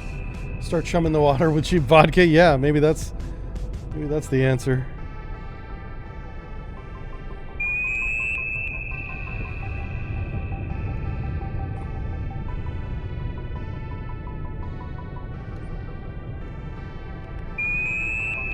Wow, this is nuts. They're not here. I'm sure they spawned into the game. Like the whole campaign depends on them spawning into the mission. Huh. The fact that they're not responding to my active with active of their own tells me we're not even close. Con maneuvering, making turns for 5 knots. Wow. All right. There's some ice keels right here. Let's head north again. Con sonar, switching to passive search. Come right to 3 4 1. Helm aye. Con sonar, we are cavitating. We're going to get past that ice keel right there and see what's on the other side to the north. So there's nothing to the west. We didn't see anything to the south. Con maneuvering, making turns for 3 knots. I'm starting to get a little bit nervous. I think we're going to fail the campaign. Very sad. It'd be a shame for it to end like this. Can't find these guys. And when we do find them, it's going to be a hell of a fight. There's like 4 or 5 escorts for this thing. And it's usually not a problem to find them. I think this has happened to me like once in the past. Oh no. How shallow is it getting? Okay, it's not too bad. Oh my word. Okay.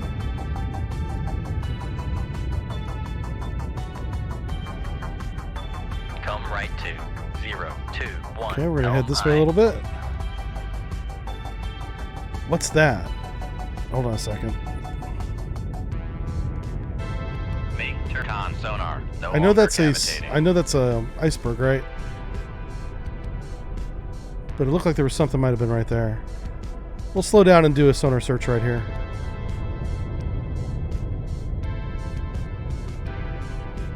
Okay.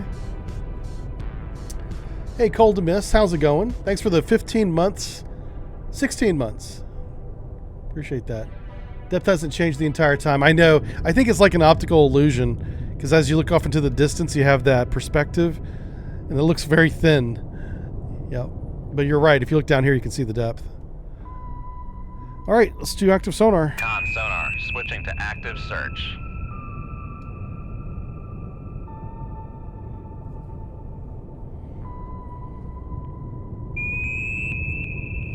Start tossing out freedom noodles. Yeah, that's not a bad idea. Making turns for. It's not a bad idea. Knots.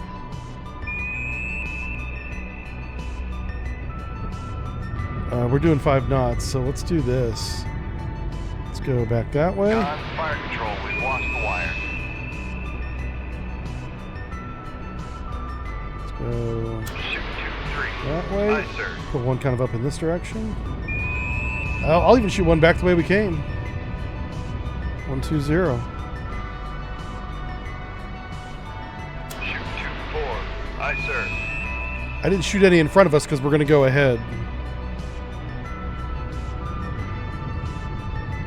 We'll just go ahead and reload all those tubes. We brought plenty of torpedoes.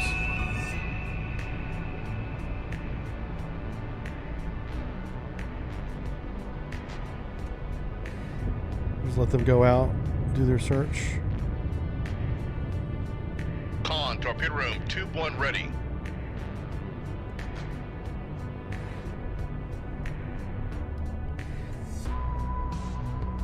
Con sonar. We are cavitating. All right, let's go ahead and just go ahead. Con, torpedo room. I'm tube beginning to 4 think we ready. missed them. Con maneuvering. Making turns And- for 3 knots. I've seen this one other time where you get so distracted and involved with that first combat, you never see the guys after that. If you go the wrong direction.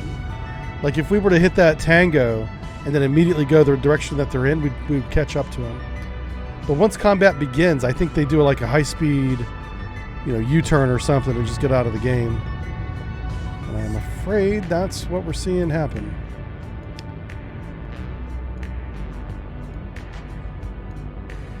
Huh. Just patrol before the end of the mission. Yeah, this is the last one of the mission. If you fail this, I think you fail the whole campaign. We're about to find out. Because we are not finding these guys. Con sonar. No longer cavitating. We still have active sonar transmitting. We're slowing down to 5 knots. Con maneuvering. Our torpedoes are making turns for no longer 5 around. knots. Wow. Well, this is kind of anticlimactic. Shoot.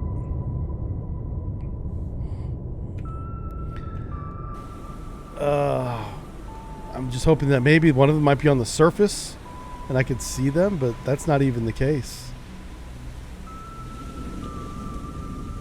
Oh my god. I don't know. Does chat have any ideas?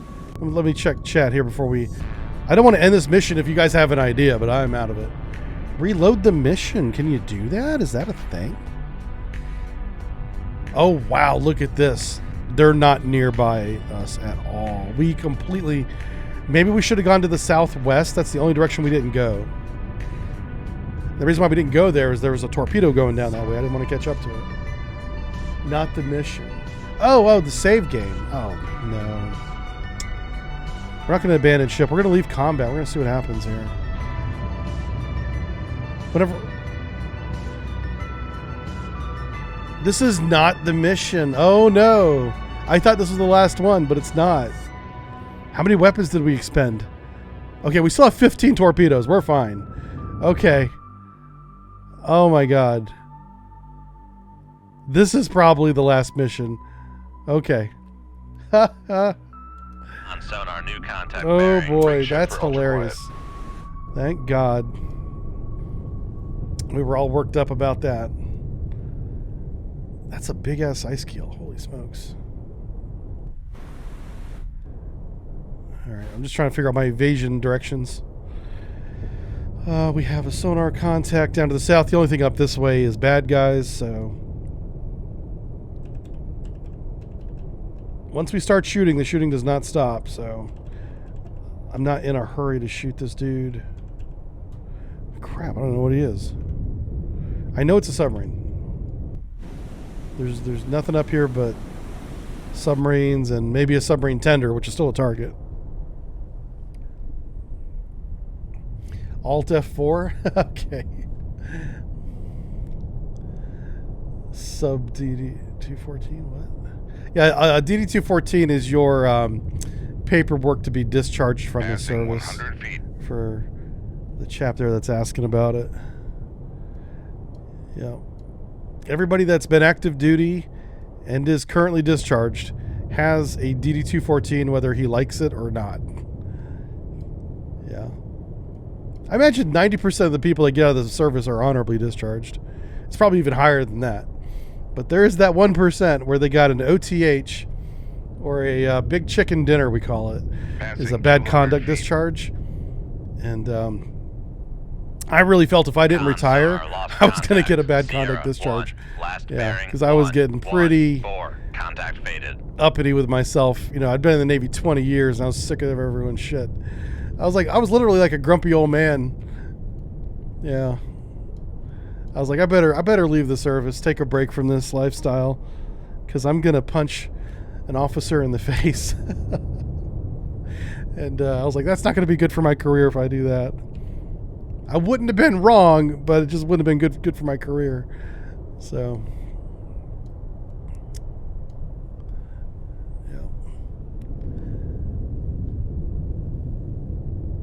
yeah. No, Vulcan's got a DD-214. He doesn't have a BCD.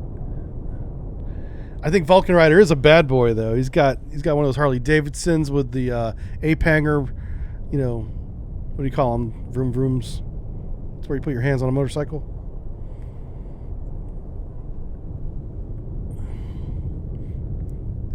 All right, what's going on here? Maybe we should just shoot this dude.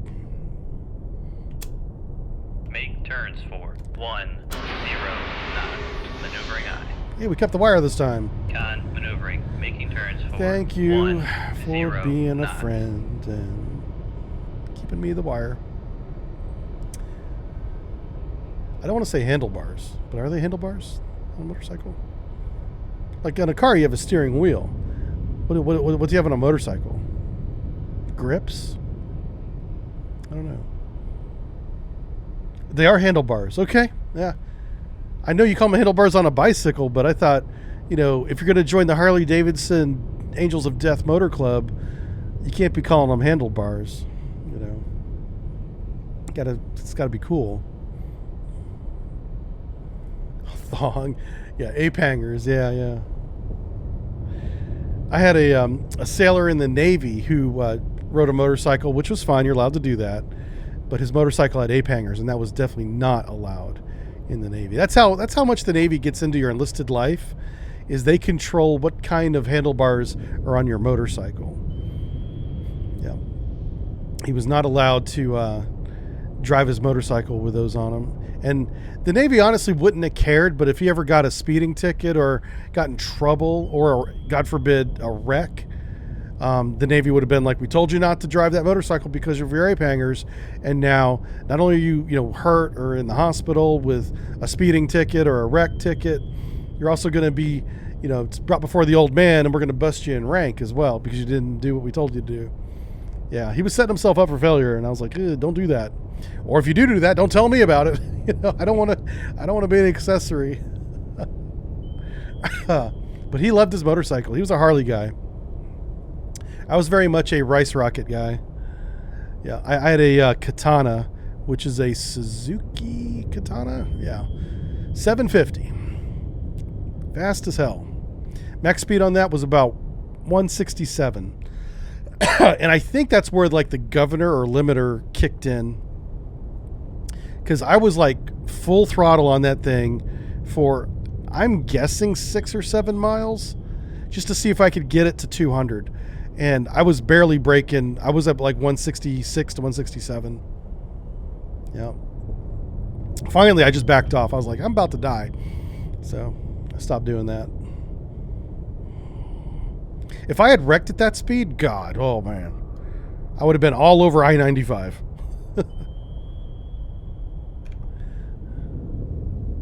Don't do that, by the way. Yeah, for all you young people out there. That's dumb. I should have done that like on a racetrack or some kind of controlled environment.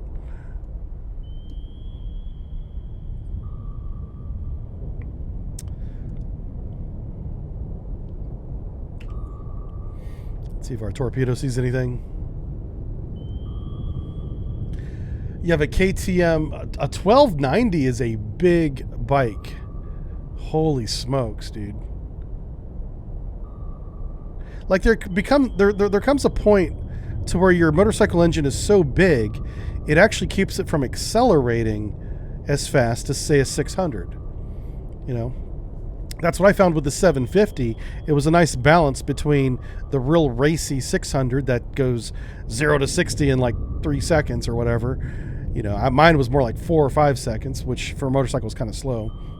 But it was also stock. I didn't do anything to it. I went to the dealership, I handed them a check, and I drove it home. You know, that's what I did. You have a 35-year-old bike? If you're Dutch, that's okay. But if you're anyone else, you need to like fix that shit. Buy a new bike. The Honda 650 CBR, yeah, man. Yeah, I'm way past the motorcycle driving age. I'm not doing that anymore, but it's good times. Con sonar switching. I need an updated bearing on Sierra 1, so we're going to go active here.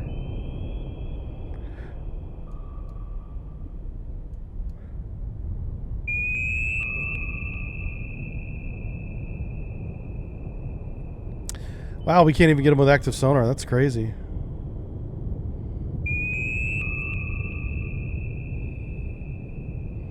Con sonar switching to passive search.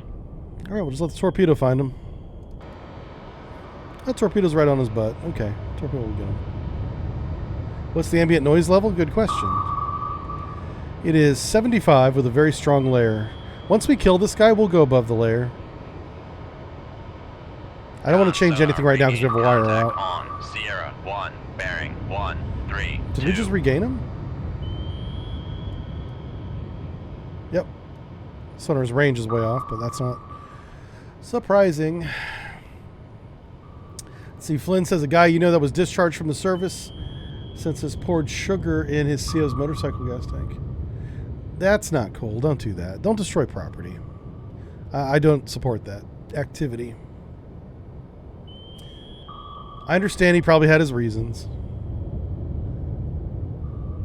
Con sonar, noisemaker, bearing 1-3-4. Let's see.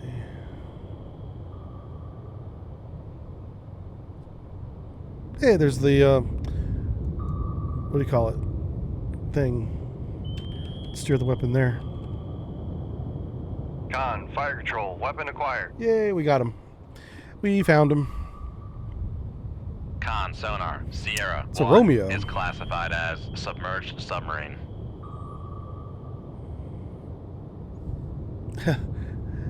Falling is bad for skydiving. It's the high-speed stop. Yeah.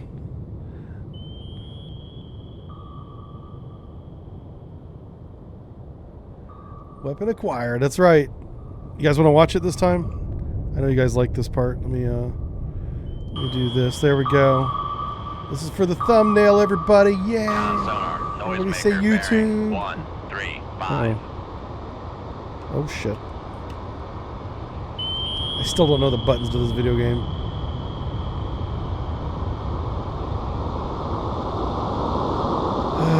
Okay. I'm just gonna keep turning the torpedo until it hits him.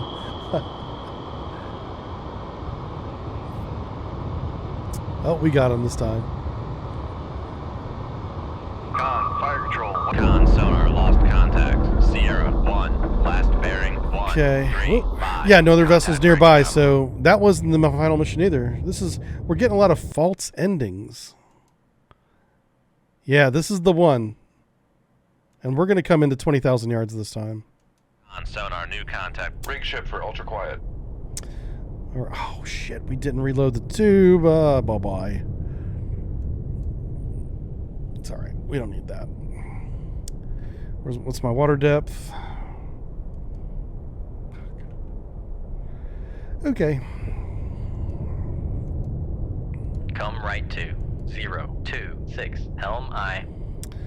Let's make our depth 200 feet. Make depth 200 We're going to speed up to 10 knots and shoot this guy. Actually, since we're not rigged for silent running, we can go ahead and do that. Reload the tube. How many weapons do we have? We still have 14 weapons. That should be plenty for this mission. You'd be surprised how many weapons you use in this final mission. It can be a lot. I've gone through many. This may not be the final one. I only see one submarine. Huh. Disappointing. Do we want to classify it? No.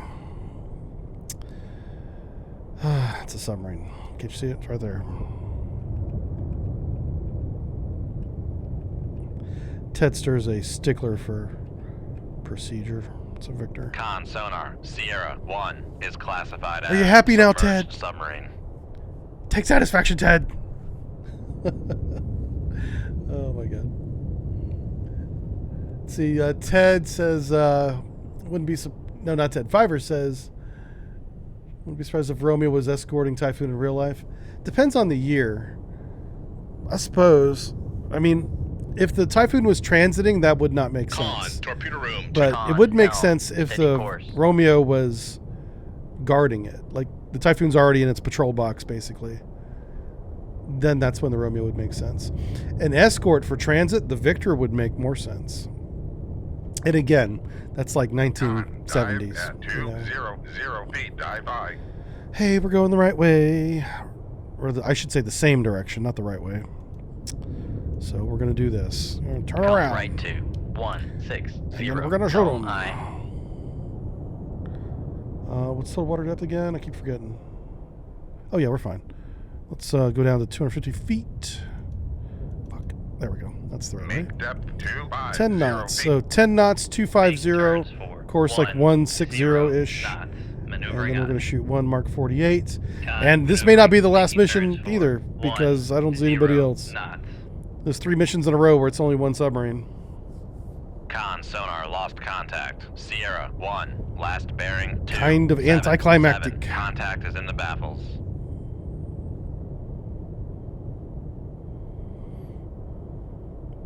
Yeah, you think that's what it was? Is because of that one battle, all these other submarines are kind of coming to us. That will be great if the final battle has 3 less submarines Dive to at go through, because the final 250 battle's a feet. nightmare. Dive by. You have the Typhoon and you have like 5 escorts. Well, now if it's the Typhoon and 2 escorts, we're good. We're good. I accept those terms. What I don't want to do is be spending all my torpedoes on these one-offs and then still have like a huge 6 submarine fight coming up.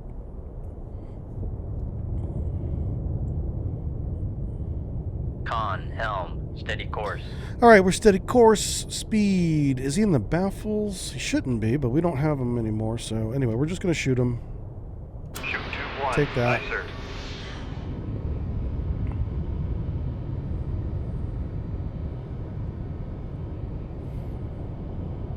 Yeah, I wonder if that surface group is the boomer escort.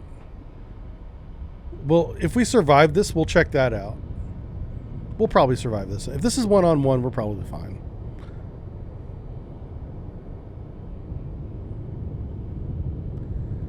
Three subs paired with a Utiloy as the final mission. Maybe that's what this is. Maybe it is that surface action group that we saw. I kind of went around that surface action group because I didn't want to... Oh, you know what? Yeah, you're right. I think that might be the final battle. Huh. Because I remember losing a campaign once. This is going back years. And the final battle was a surface icon. Con sonar, launch transient from Surface ship Sierra icon. 1. Which is exactly what it is this time. All right. We need to chill with that. Steer the weapon towards him. All right. I think we're going to be just fine. We got to leave this weapon. You know what? Con, fire control, weapon acquired. All right, we're good. Let's cut the wire. Let's get out of here. Make turns for 3. Con sonar, we are cavitating.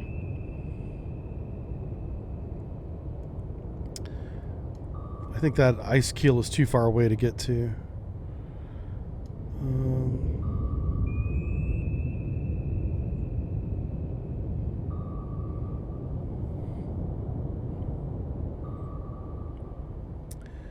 It did say it had a surface escort in the briefing. Con, fire control, we've lost the wire. Figures Ted read the briefing.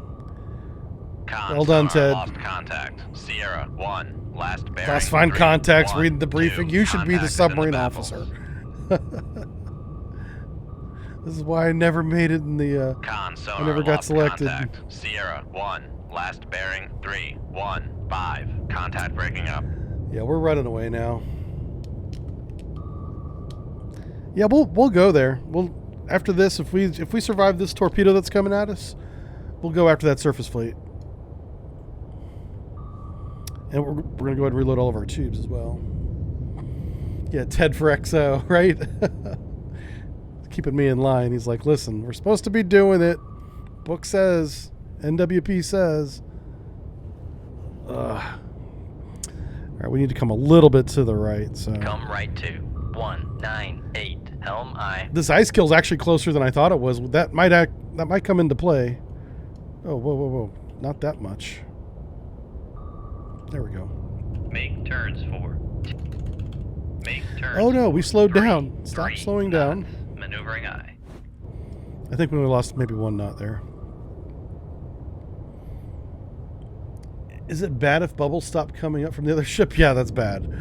Yeah, the other ship's not having a good time when it runs out of there. Did the Typhoon pull a...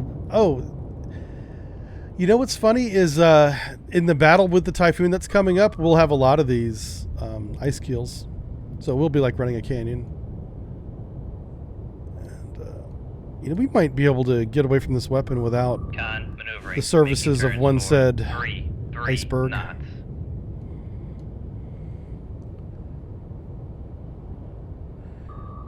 You want to promote Ted to the commanding officer?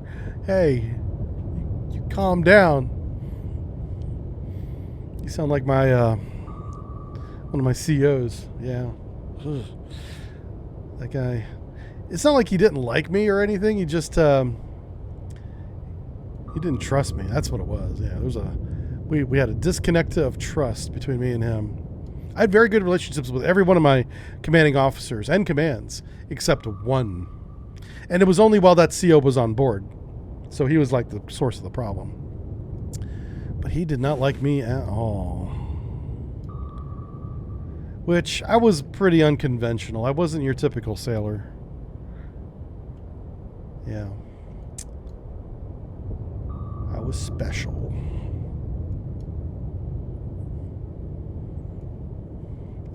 Let's go that way. And that way. Okay. Would some of the advantages of autoloader? Yeah, autoloaders are faster and you don't need to have a torpedo man. That's 2 advantages right there. You don't need to feed and water an autoloader like you have to do a person.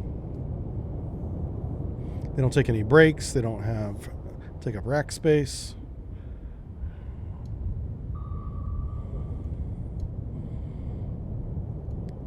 All right. Good evasion. We're not quite far enough away to call it good, but we'll go here.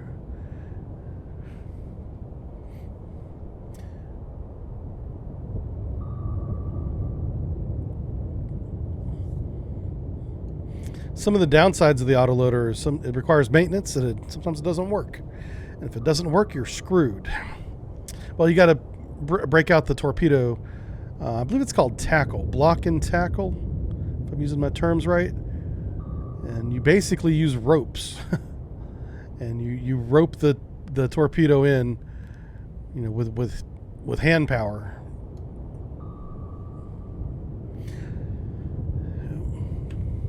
Crap, we're still not far enough away. Let's just go ahead and, you know, accelerate some time here. Torpedo tubes are ready for the next battle. I'm hoping the next battle is the final one. Leave combat. Okay. Oh no, where'd they go? Oh shoot. We used to have a surface ship on this map, and now it's gone. There it is. Yes. Oh yeah. This is it. This is the one. No surface duct, no layer. That just makes things simple. That's Con sonar, new contact bearing 202. 202. Designated Sierra 1. They even gave us an extra 100 feet. Thank you, video game. Con sonar, new contact You're the best. bearing 235. Designated come left 2. Okay. 151. Helm I. Con sonar, new contact bearing 230. Designated Sierra 3.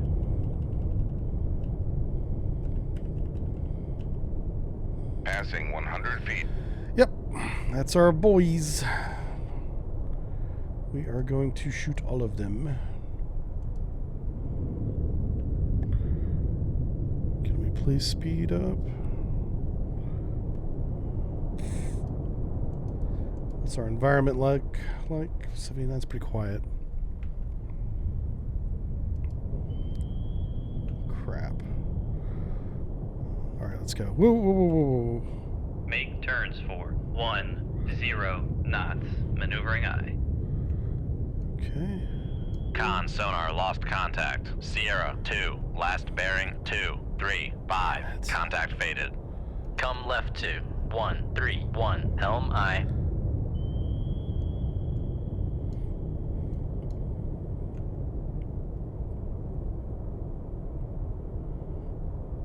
So Sierra 3. Crest is going to have helicopters. That's a problem. Con sonar, That might be our Sierra girl right there. 3 is classified as She's getting 2 submerged weapons. Submarine. Okay, are we at 10 knots? Are we steady on course yet?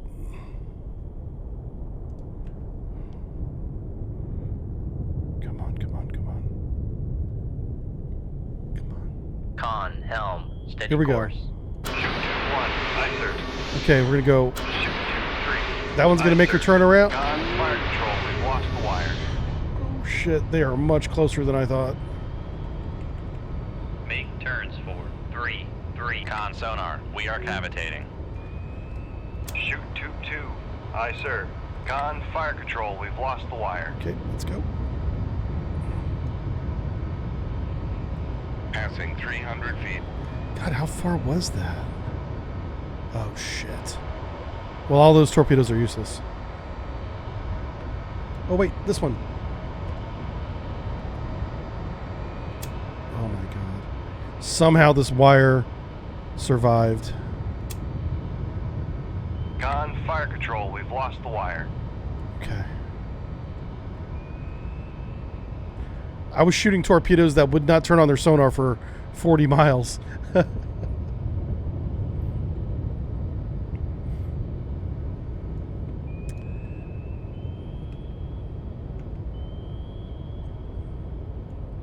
Passing 300 feet.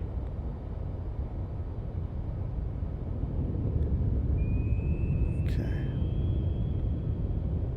Lots of sonars out there.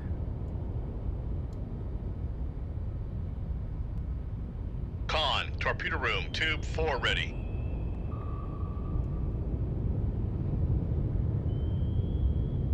Okay, let's go and slow back down. Sonar, no longer cavitating. I expected some airdrop torpedoes, but I haven't seen any.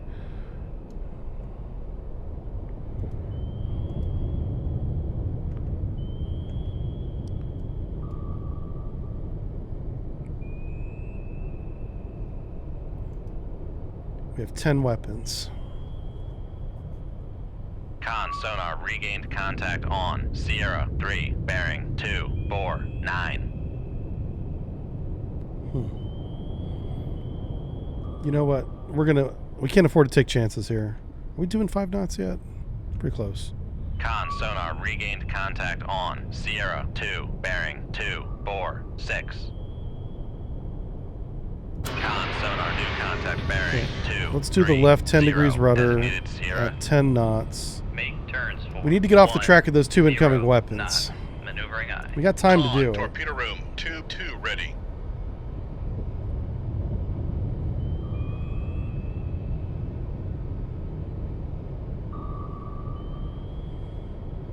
We're down to 9 torpedoes. There's the air search. Oh, shoot. Oh, boy. We might be okay.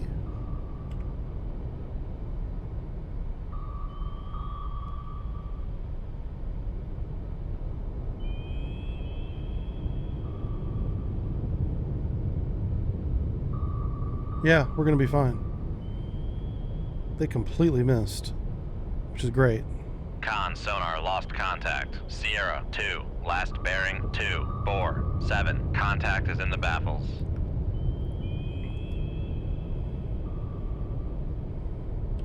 Okay. So we just want to match bearings on. Passing 200 feet. Why are we doing that? Okay. Con, torpedo room, We're going to head back up to the north there.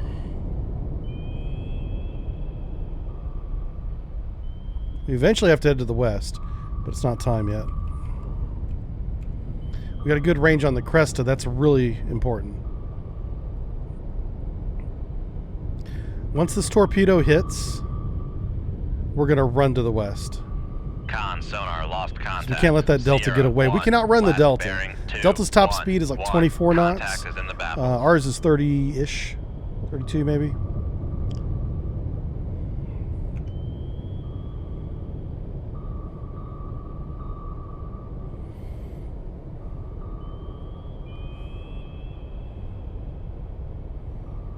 Yeah, there's a lot of weapons out there right now.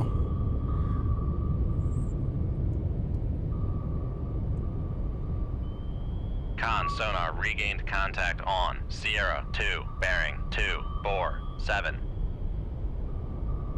That Cresta's Con in our sonar baffles. regained contact on Our Sierra torpedo just 3, locked onto bearing somebody. 244. Let's just take a peek at what he's looking at. It's a kilo. Con sonar regained contact on Boom. Sierra 4, bearing Awesome. 236. So yeah, there's lots of contacts over here. I even see some other kind of surface ship in this direction. Good stuff. Good stuff. Okay. Didn't even do that. Con sonar lost contact. Sierra 4, last bearing 236. Contact faded.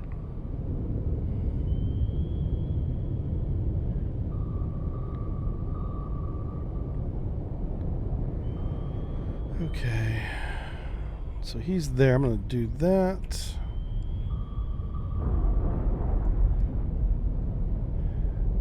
This Cresta might be too far away. We may not be able to see him. Con, fire control, weapon Yay! acquired. He got him. Con sonar regained contact on Sierra 1, bearing Awesome. 201. So we still can't run to the west with the Utiloy out there. We gotta kill him.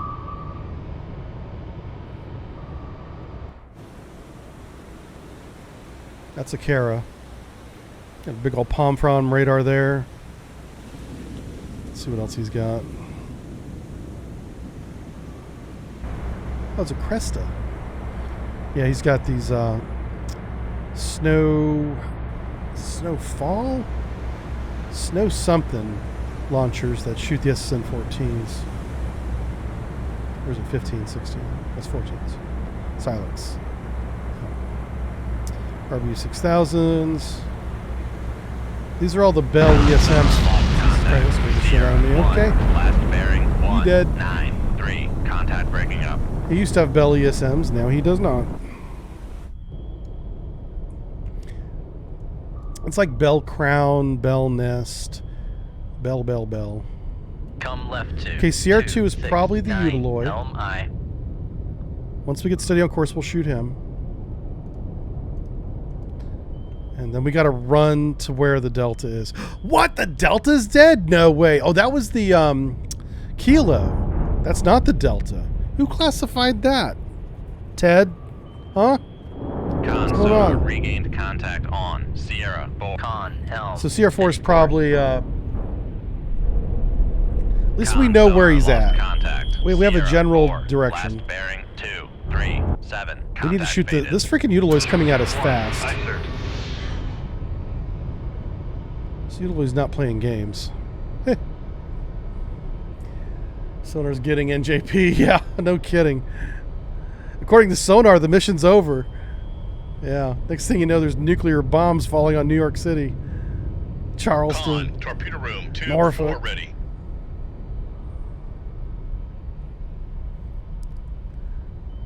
War Thunder has ships, yeah. Yeah, War Thunder is a really interesting game. I don't know why I can't get into it. I just can't. I've played it with the mods, and they tried to help me, and they did a great job, so it's not on them. It's just that game is boring as fuck to me. I don't like it.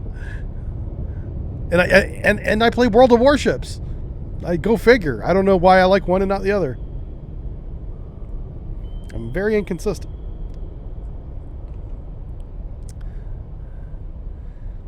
It was a lot of fun, but super grindy. Yeah, I didn't even get to the grindy bit. I didn't.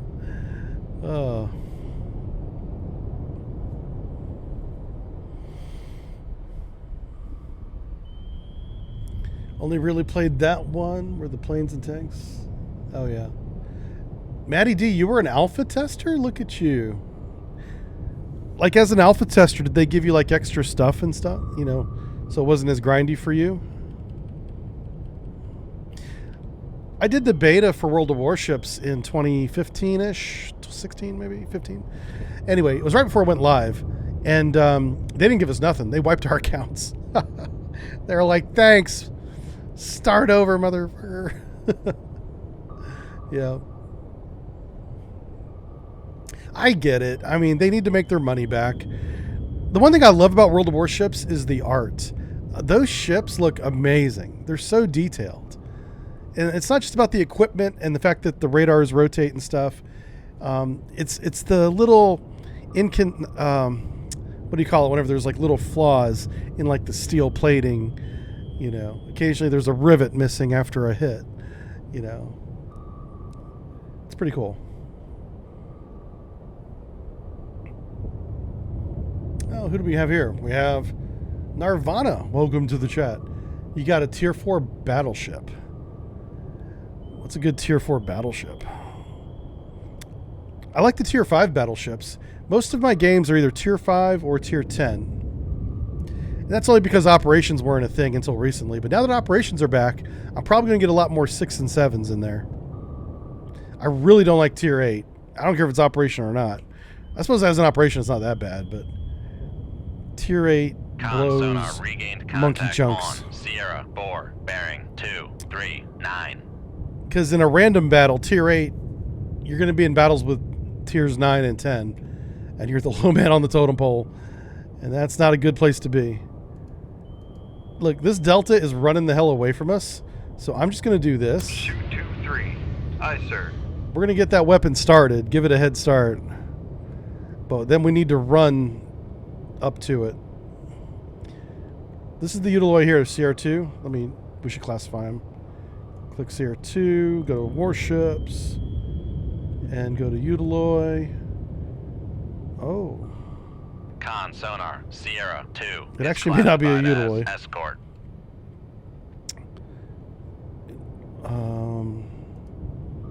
Doesn't exactly line up for Utiloid, but whatever. That's never stopped me from classifying something before. Just gotta keep Ted happy. Oh, the Arkansas Beta? Yeah, that was a beast. I did not get that ship. So, whatever Beta was awarded that ship, I was not part of that. Because I never had that ship.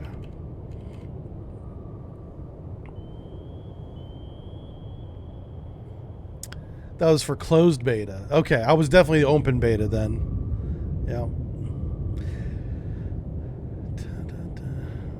At least we don't have to worry about I-75 traffic in Atlanta. Oh, that's true. Yeah. Traffic jams will no longer be a problem if we fail this mission. Sierra 4, last bearing 2, 4, 1. I'm really disappointed in sonar. We misclassified the Delta and the Utiloy. The only thing we got right so far is the Cresta. That's not a good ratio. Sonar, noisemaker bearing 2, 1, 5. Alright, so the Utiloy's freaking out. Fire control, weapon Let's figure out what kind of countermeasure ship this is, actually. Kind of looks like Utiloy.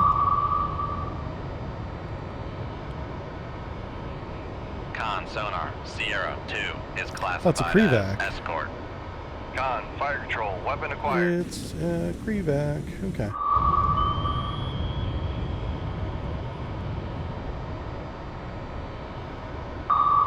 He's about to have a bad time.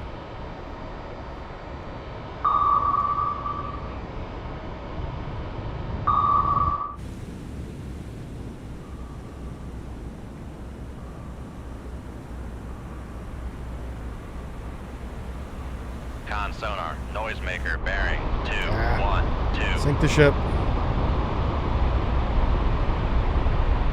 Sonar lost contact. Yay, Sierra he's dead. 2, last bearing 2, 1, 3. Alright, so we want to follow our torpedo. So we're going to do 10 degree left rudder.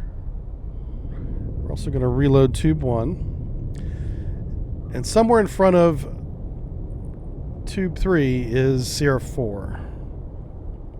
So we're going to run to the southwest until we run into it. Actually, let's try this. Sonar, switching to active search.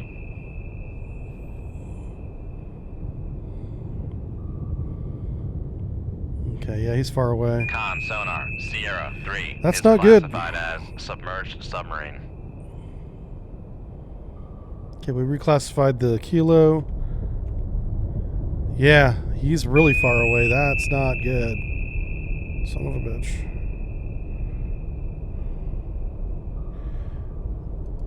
Okay, so let's do this.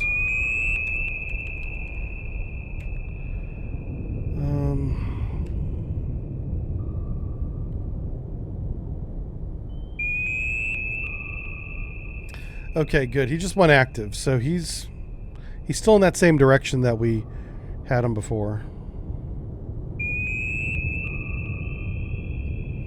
Once our torpedo gets about 10,000 yards out in front of us, we'll go ahead and speed up, but I don't want to run the risk of running into the back of our own weapon.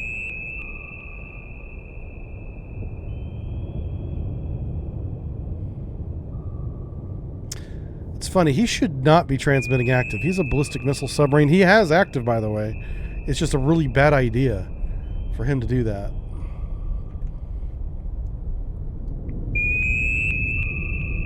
Alright, let's go and turn ours off. Sonar, switching to passive search. And we'll just compress some time. This is going to be a long distance exchange of torpedoes.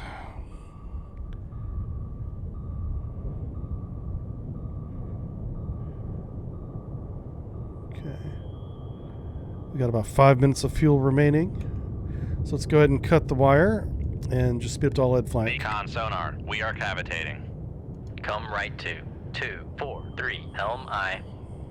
Helm, steady course. Fire control, we've lost the wire.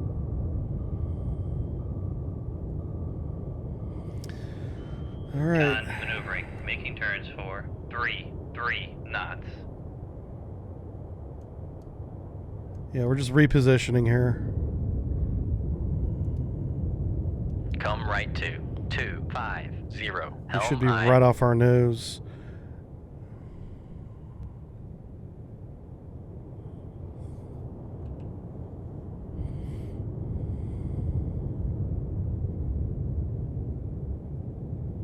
Torpedo room, tube 3 ready. Okay, the game automatically stopped us, so I'm gonna do this. Let's slow down. Make turns for 0. Con sonar, no longer cavitating. Let's just see if we can regain them. What's our total depth? Okay, it's fine. Make turns for 5 knots. Okay, we're gonna go active again. Just gonna get an updated bearing here.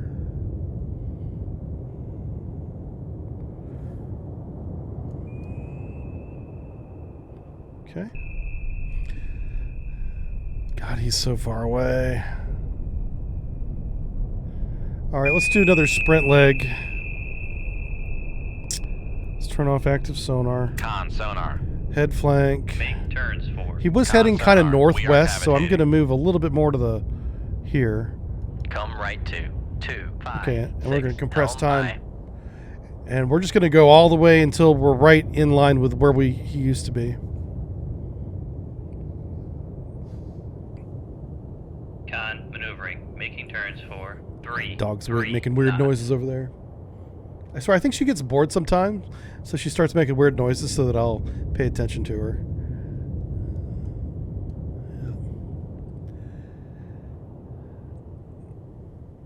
Yeah, that's the thing, is he's probably staying at a constant speed of about 24 knots. So every time I slow down to search for him, he's actually pulling away from us. So we got to minimize the amount of time that we do our search. So we're sprinting to where we think he was 10 minutes ago. And we're going to do another search there and maybe get another bearing. Hopefully get another bearing.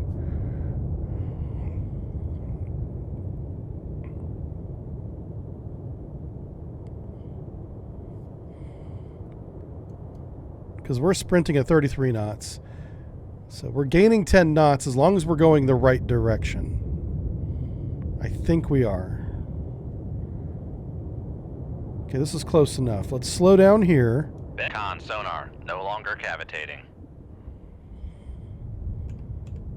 Okay. And Make then turns active. for 5 knots.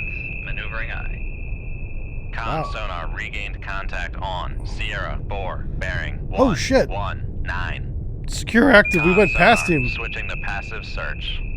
Whoa. He's on the other side of this freaking iceberg. Con maneuvering. Making turns for 5 knots.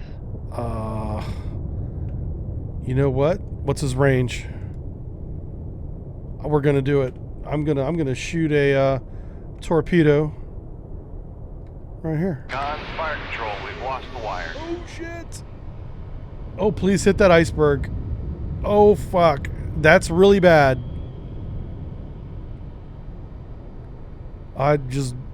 Let's write that off as a big mistake.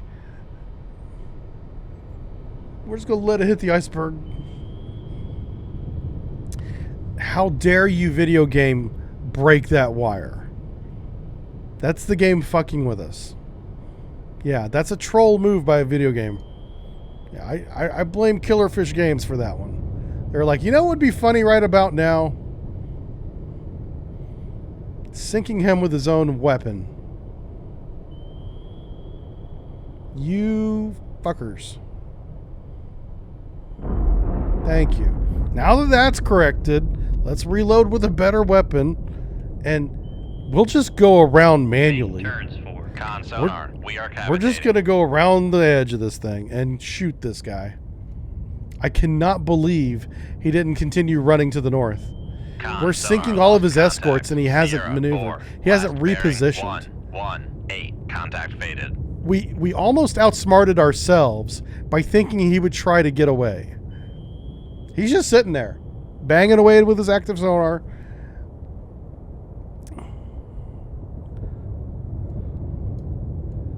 I swear to God, if this next wire breaks, I'm going to write a strongly worded letter to Julim. And I'll be like, how dare you? I'll have a little finger wave emoji.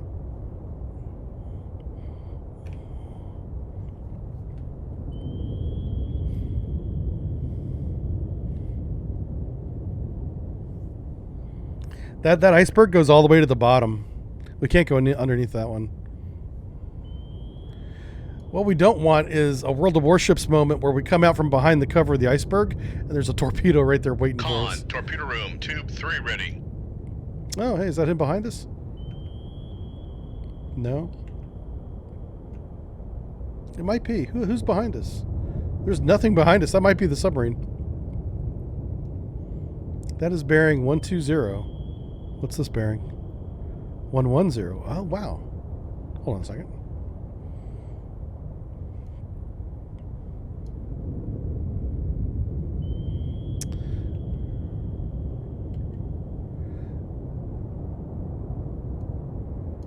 We're just gonna. I'm still gonna come around this mountain. I keep wanting to call it a mountain, iceberg. We have 6 weapons, plenty of weapons. I'm glad we went and reloaded full torpedoes because we've been flinging them around like it's Mardi Gras, and they're beads. And we're on a balcony, and the parade's going by. Yeah. Yeah, crushed ice. We certainly had crushed ice. Speaking of crushed ice, I saw that Jingles had a little ice maker on his counter. And I thought, that's really cool. But I don't get, how does he get water into the ice maker? Whenever he was doing the tour of his new place, he showed us the, if you guys watched that video, he's got an ice maker on his counter. And I'm like, that's brilliant. Unless he just buys ice. Well, no, it's an ice maker. So he has to somehow get water in it. Do you just pour water in an ice maker? I suppose you could do that. It kind of defeats the purpose. Because the whole idea, I think, for me, an ice maker is so you don't have to go to the kitchen to get the ice. If you're going to go to the kitchen to get the water to make the ice, you're actually adding a step. That's not better. Okay, I got to have a talk with Jingles. We have to have a chat, my friend. Because I think you've been bamboozled.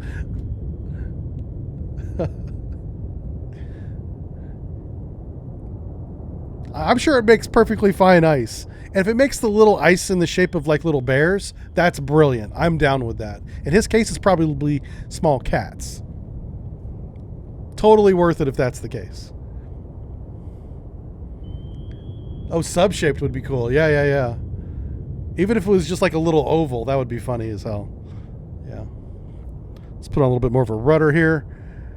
Again, we're coming around the iceberg so that we can shoot him in bit. We're gonna be behind him if all goes according to plan. Let's see. He saves the room, a freezer and a fridge. Oh, okay. So where he has it is in a room that doesn't have. Got it. Okay. I suppose. Anyway, I thought the idea of an ice maker is brilliant. I want one. I'm jealous I don't have one. But I didn't want to have to fill it with water manually.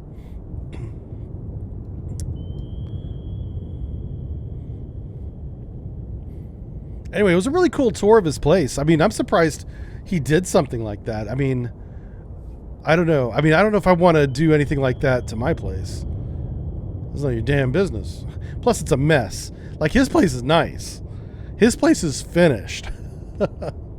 My place is a construction site. Costco shells out countertop ice makers. I don't have a Costco where I live. There's probably a Costco like in Traverse City, though. Traverse City might as well be the capital of Michigan. Yeah. It's the only big city in northern Michigan. But it's also a tourist trap because it's got an airport right there. Like, if you want to fly to northern Michigan, you land in Traverse City. So,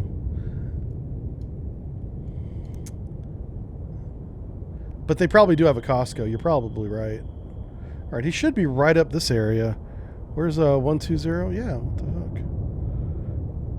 Playing hide and seek with this guy. Oh, there he is.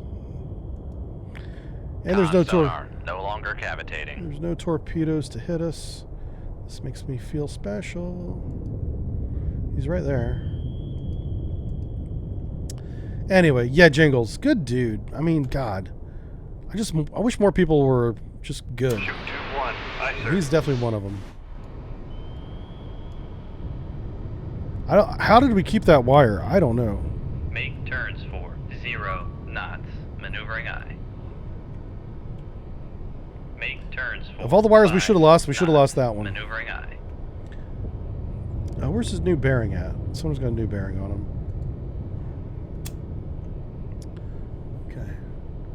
Mingles with Jingles. Yeah, he puts out one of those every Monday, I think it is. And they're okay. It's just him just chit-chatting. I love it whenever he has his friend over. I forget his name. But he's got a friend that he used to live with, I guess. I didn't know about all this. I learned about that through Mingles with Jingles. Hey Bianca. This is my doggo. She has to go outside, but we can't go outside till we kill the Delta. We got to kill the Delta, okay? I know. She's got an upset tummy, so whenever she has to go, she has to go. It's time to go. Yeah. You want to say hi to everybody? All right, you're a good girl. You're a good girl, yes you are. This is my doggo. 12 years. She stayed with me longer than any girlfriend.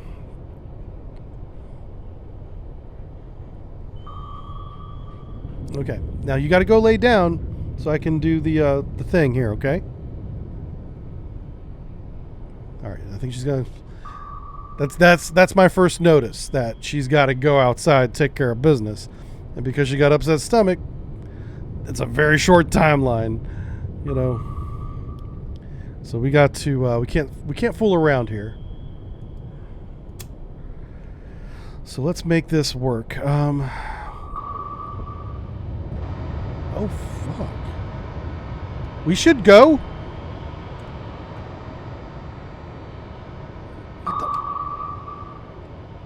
Can that torpedo not see us? Holy smokes. We're just going to sit right here for a minute, boys. How are we not dead? All right. I'm going to, just to be sure. Shoot 2-3. Aye, sir.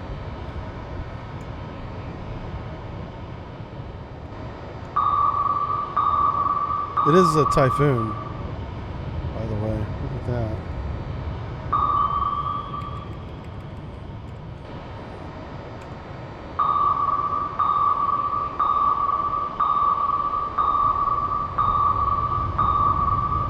Con, fire control. Yay, it found it. Con, fire control. Weapon acquired.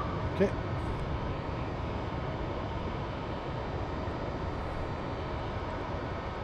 Con, fire control. Weapon acquired. She's a big girl.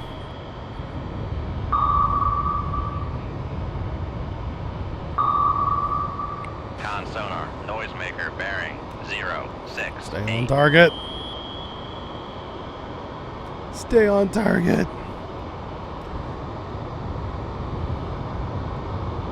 God, look how big she is. Con, fire control. Weapon Goodness acquired. gracious.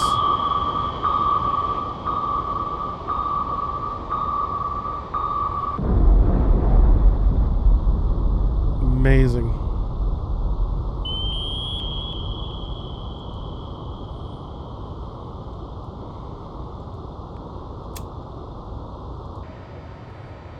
Okay. Now we just got to do this one. So she should start to slow down, Con, torpedo room. which will make it 2-1 much ready. easier to get.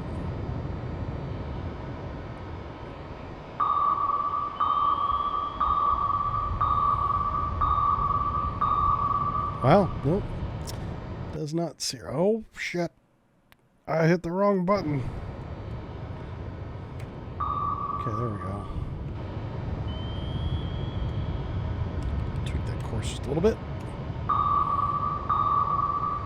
Con, fire control. Weapon acquired. Con sonar, noisemaker bearing 053. We have 4 minutes before this weapon Con, runs out of fire fuel. Control. Weapon acquired. So we cannot afford all this countermeasure homing bull crap. We need to sink this thing. Well, I need 3 torpedoes? Con, fire control. She's Weapon still acquired. going at full fucking speed. That's not a good Con sign. sonar, noisemaker bearing 0. We might need another weapon on this thing. Con, fire control. Weapon acquired. Let's see if we can hit it in the engine room. I'm going to try and hit it in the torpedoes. Torpedoes. I'm going to try and torpedo it in the propellers. Good lord. My brain completely stopped working there for a Con, fire second. control. Weapon acquired. Let's knock off one of these propellers here. Alright. It's gotta be slow now. Let's go and reload that. Aye, sir. Oh.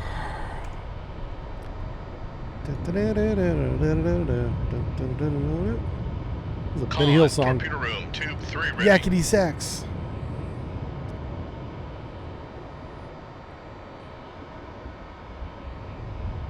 I just wanted to make sure it didn't run away from us. The fact that it was able to... Oh, is it on the bottom now? No. Sonar lost contact. Sierra 4. Last bearing 0. It might be on the bottom. 3, contact faded.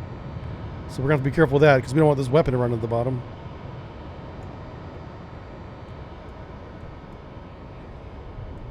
Okay.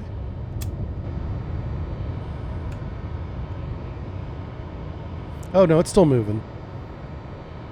Is it moving along the bottom? That's hilarious. It's kind of hard to tell. It may not be on the bottom.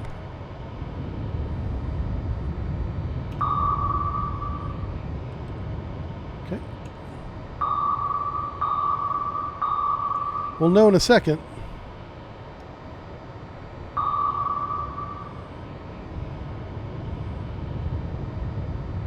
Con, fire control, weapon acquired. It is on the bottom. Yeah, it's sitting on the sand. You just had to change perspectives to see it. All right, now our torpedo might lawn dart itself, so we got to be very careful here. Let me zoom in. Make sure that we don't. And what we want to do is we want to hit it kind of in the bow. We want flooding in the forward compartment as well as back there in the engine room. Yeah, the Typhoon has like 7 watertight compartments. 2 of its compartments are like the size of ballistic missile submarines. That's how big this thing is. Sierra 4. Last bearing 0. 3. 6. Yeah. Contact breaking up. Everybody say thumbnail. Okay, thumbnail's done. Yep, so in the sub-brief I go over all this, but basically the missile tubes are in the center, and there's people tubes, pressurized tubes on each side. And each one of these is so big across, it's about the size of an average submarine. So it's like submarine, missile tube, submarine, all surrounded by a double hull to make it one. This is the command module. That's the command room. That's its own watertight thing, and that's the size of a diesel boat by itself. This bridge up here, the sail, that's the size of a pylon that would hold up a bridge, like a large bridge in terms of width, with highways going across it. Then the engine room back here is its own watertight compartment. So we got 1, 2, 3, 4, and where's 5 and 6? There's what am I missing? God, there's more. There's, like I said, there's like 6 or 7 different watertight compartments in this, like, complete sections, and some of them are as large as other submarines whole are. It's an insanely huge. This is like a prestige project. Like, they built this because they wanted to show off, but it also worked, which was pretty incredible. I mean, you got to give them credit for making it work. All right, this is the end of the campaign. Everyone, grab your phones and put your selfie sticks up, because here we go. We win. Excellent job. There we go. So what do we got now? We got some Red Rebellion. Tens of thousands of protesters, mostly in the Caucasus, Latvia, Estonia, have spilled into the streets demanding democratic elections that end the ongoing conflict in the West. Reports are still sketchy, but witnesses claim severe crackdown by local authorities have done nothing but incite further protests. How about that? Boom. This is what a victory screen looks like. We sank over 500,000 in tons. That's pretty good. It's not bad. 45 days at war. We did 15 missions, plus land strike and insertion missions. Good stuff. And then that's the end credits. And that's how you win Cold Waters, folks. Very good. That was just the 1984 campaign. Obviously, we have the China campaign to do as well. And we'll do that at a different time. Anywho, my dog needs to go outside, and I need to take a break. So we'll wrap it up here. And I'll get to editing and get those videos up on the Only Subs YouTube channel this weekend. I promise you that. I will make time for that, okay? I have contractors in the house, and I don't want to be up here in the studio in case they need something. That's my excuse for not getting that out earlier. But, yep, I know, Bianca. We're going to do... Let me just send these my friends over to somebody else. We're going to raid a channel. I know, Bianchi. I love you too. Yep. Okay, we're gonna go raid.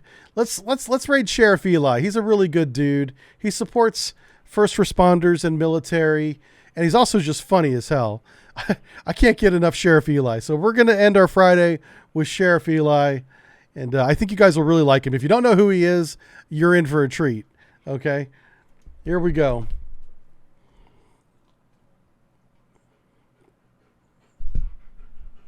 Okay. Oh no.